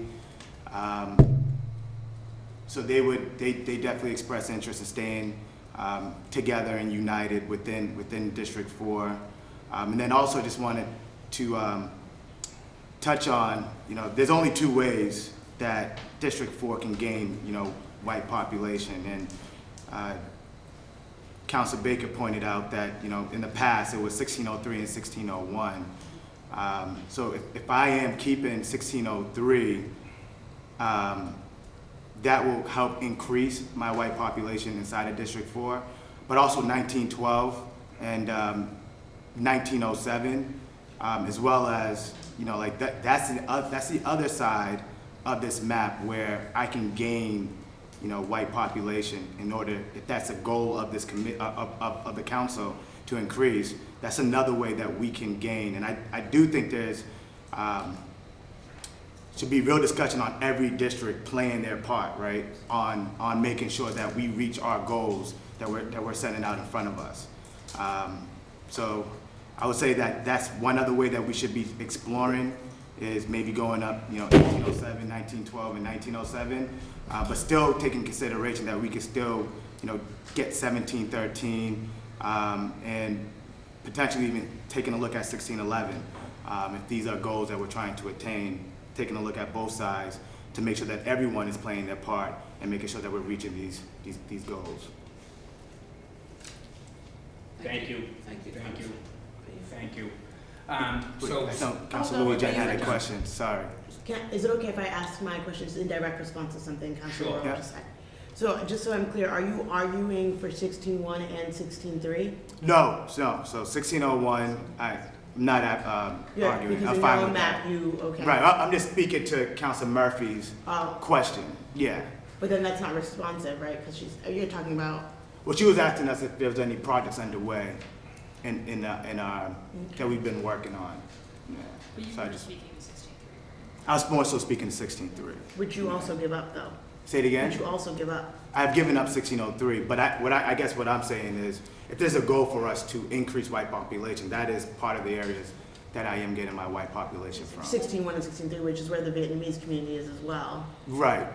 So I know that in the beginning of this conversation, it was 1601 that, where the advocacy was around. Now I'm hearing more 1603, but I know in the very beginning of this conversation, it was only 1601 where the advocacy was around. Councillor Baker, Councillor Bob, Yeah. Councillor Mejia. Well, to talk to a precinct in particular that I've done 10 years worth of work on is 7-7, the Mary Ellen McCormick Housing Development. I think the feds, with the help of Stephen Lynch, me in the room there also, are planning on something like a $500 million or an $800 million investment there. I've been involved in the planning of the whole area there. I've been involved in real city money going down there. And again, my neighborhoods that are in every map looking to get cut up and split out of their historic district. I've done Garvey Park. There's a library up there that I'm heavily involved in.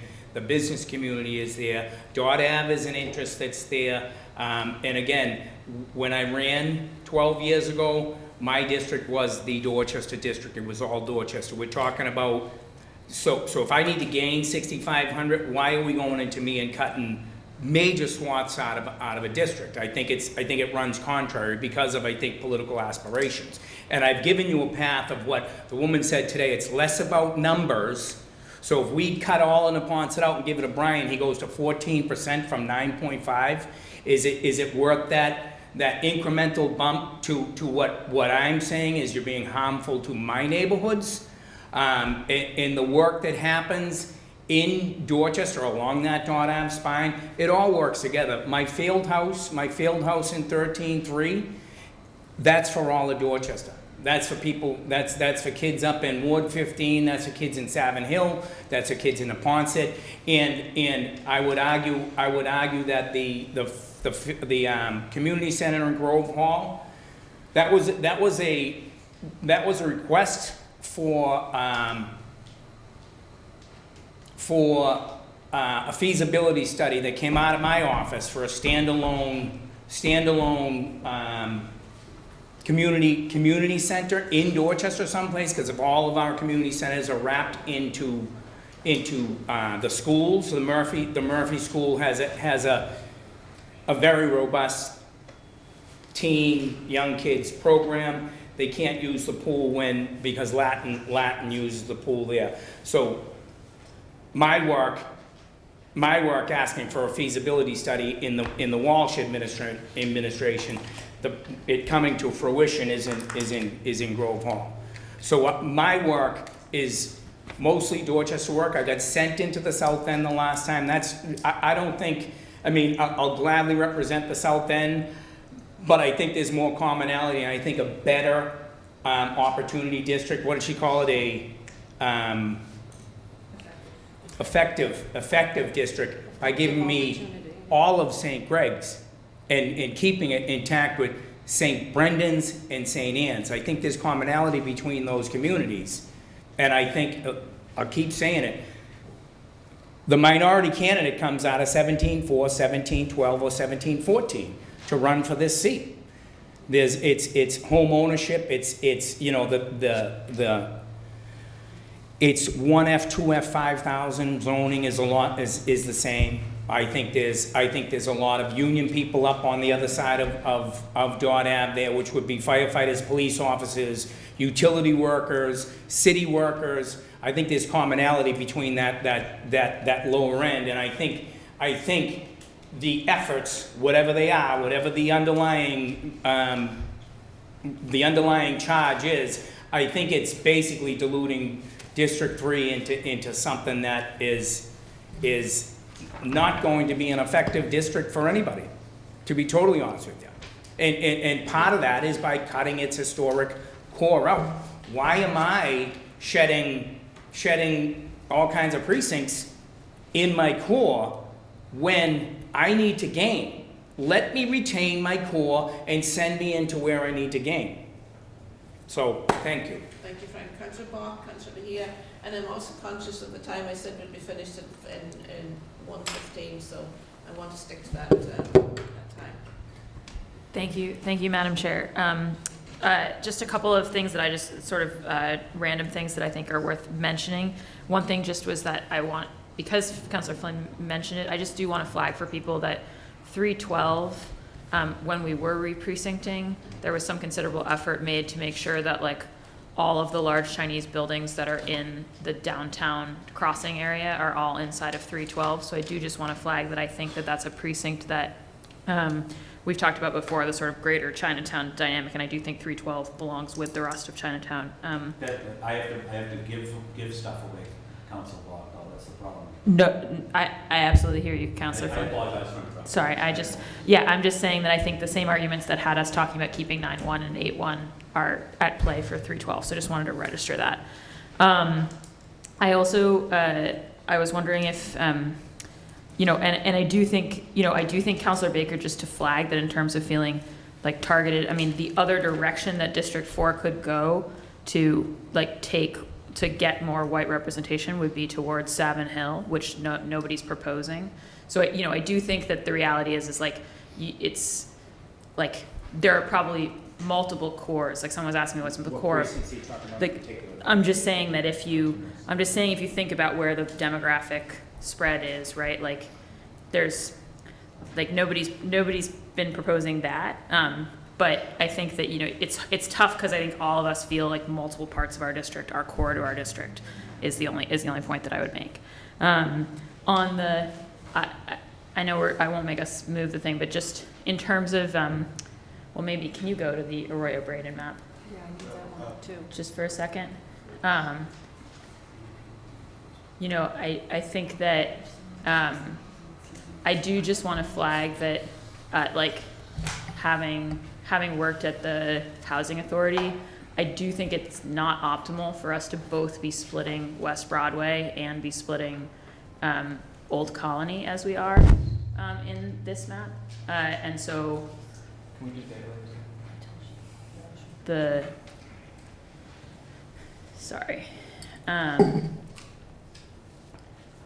So can you say what precincts? yeah, once we get the numbers up, I'm just waiting. Thank you.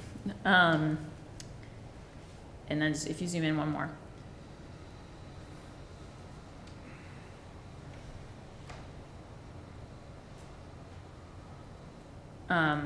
Yeah, so if you, can you put your cursor over 6-3? Wayne, so that people can see it. So 6-3 there is a sort of small precinct, and it's got about a third of the West Broadway housing development in it, whereas for the rest is in 6-2 right above it. To me, that's the first precinct that you would flip back to D2 here, in part because it's actually a precinct that's it's very core to the map, like the grid of South Boston. It's splitting quite a compact, small housing development, which unlike Old Colony is not sprawling across 3 precincts. And it's not actually doing anything to diversify District 3 either, this precinct. So to me, sort of, as you think about how to make South Boston more whole, which is a conversation that we've had, you kind of want to move north to south in these set of precincts. And kind of like that would be my gut on the prioritization there, just from a kind of BHA perspective. Yeah, and then just the only other thing I wanted to say was that to me, and I said this before, but I think like running some of these numbers over the weekend and getting the stuff from the law department about effectiveness is really important. I do have a hesitation about the flip that was described as happening in this map for District 2, because I do think I don't think you want to see a situation where to make D3 effective, we're flipping D2. Like, I'm a little nervous about that. What flip are you talking about? So there's a reference to making, so basically D2 as it's constituted today was a like Wu first place, George second place district. Yeah. And in this map, it becomes a Isabi George first place, Wu second place district. And so I think it's just a flag, like to think about. Councilor, the only thing on the paper, it said just the opposite though. Yeah, it said it flipped it from George to Wu. I think she's going to check it. She thinks Yeah, she thinks she misdid it on one of them. So that's why, that's why I'm saying I think we should get On the the details. on the data one, it showed Wu beating George on it. So that's People flipped. right. So that's what I think we just want to make sure that we know the info on. So those I know Wu heavily won District 2 as it is. Yeah. So thank you, Madam Chair. Thank you. Councillor Mejia, and then All of this is yours? It's all mine. It's a mess. Put yourself together. Okay, so 2 things. One is, while I appreciate the notion of future projects, I think that we have to remain focused on the here and now. I'm sorry? I'll talk after. Okay. I wasn't referencing future, I meant like current, in the trenches. Okay. Yeah, definitely, because I agree with you, not looking forward. Okay. It's important, yeah. I get distracted with others, so I thought we were going to go back and forth, you and I. Okay. So present or future, regardless of what that looks like, right? The goal is for us to remain focused on what this exercise is all about, regardless of who is in that seat. So I just don't want us to get into those type of conversations because that is not part of the process. So I just want to just name that, one. And number 2, I also think it's important, just because somebody happens to be of color doesn't necessarily mean they are progressive. There are some black folks who are pretty conservative that might do well in the district, right? So Brian, you might do well in District 4 with acquiring 16 and some of the other yeah. Meaning he's. I'm just saying, you could be considered conservative. I'm just saying, you know what I mean? You could pass. Can I ask you a But, question? no. I'm just giving a hypothetical. It could be anyone. It doesn't have to be Brian in particular. I'm just saying that as we continue to move through this exercise, it's really important for us to remind ourselves again, this is about the Voting Rights Act, right? Keeping ourselves focused on what the exercise is and not creating hypotheticals, scenarios about electability based. I just feel like we're going down a rabbit hole that takes us away from the conversation. So I just want to ask us to remain focused and not look at things that we doesn't really inform the work. That's all I wanted to say. Okay, I'm looking at the time. I said it. Okay. Fine. Well, it's important to be ready for Monday if we're trying to, So I can't see the small map well. Is this, Wayne, the Braden Arroyo map that's up there? Can you flip up the Braden Arroyo map? It's 1275. Because I know there has been talk that this map does keep the parishes, villages, neighborhoods together, but is 1610 in District 4 or District 3 in that map? I can't see. District 4. It stays in District 3? No, it doesn't. 1610 is just, Yeah. so oh, sorry, yeah. So when 1610, that is all of St. Anne's. So St. Anne's is cut out of the St. Brendan. And is 1606 and 1608, where I live in 1606, that's St. Mark, 16664. So it is combining St. Greg, St. Brendan, like the Lower Mills, Cedar Grove, but it is disconnecting Neponset, the Port, and St. Mark. So it isn't, okay, I just wanted to be clear that that map does split right through the middle. It doesn't go up high enough to include, because like Victory Road, right before St. Ambrose, right around 6.5, that would be the line if we were gonna keep all of those villages in that historical district together. So it is splitting out, so, thank you. Thank you. Councillor Worrell? I guess my only question is next steps and what can we expect in the next working session? Like, are we gonna, like everything that we just talked about, are we gonna see on a map or? I think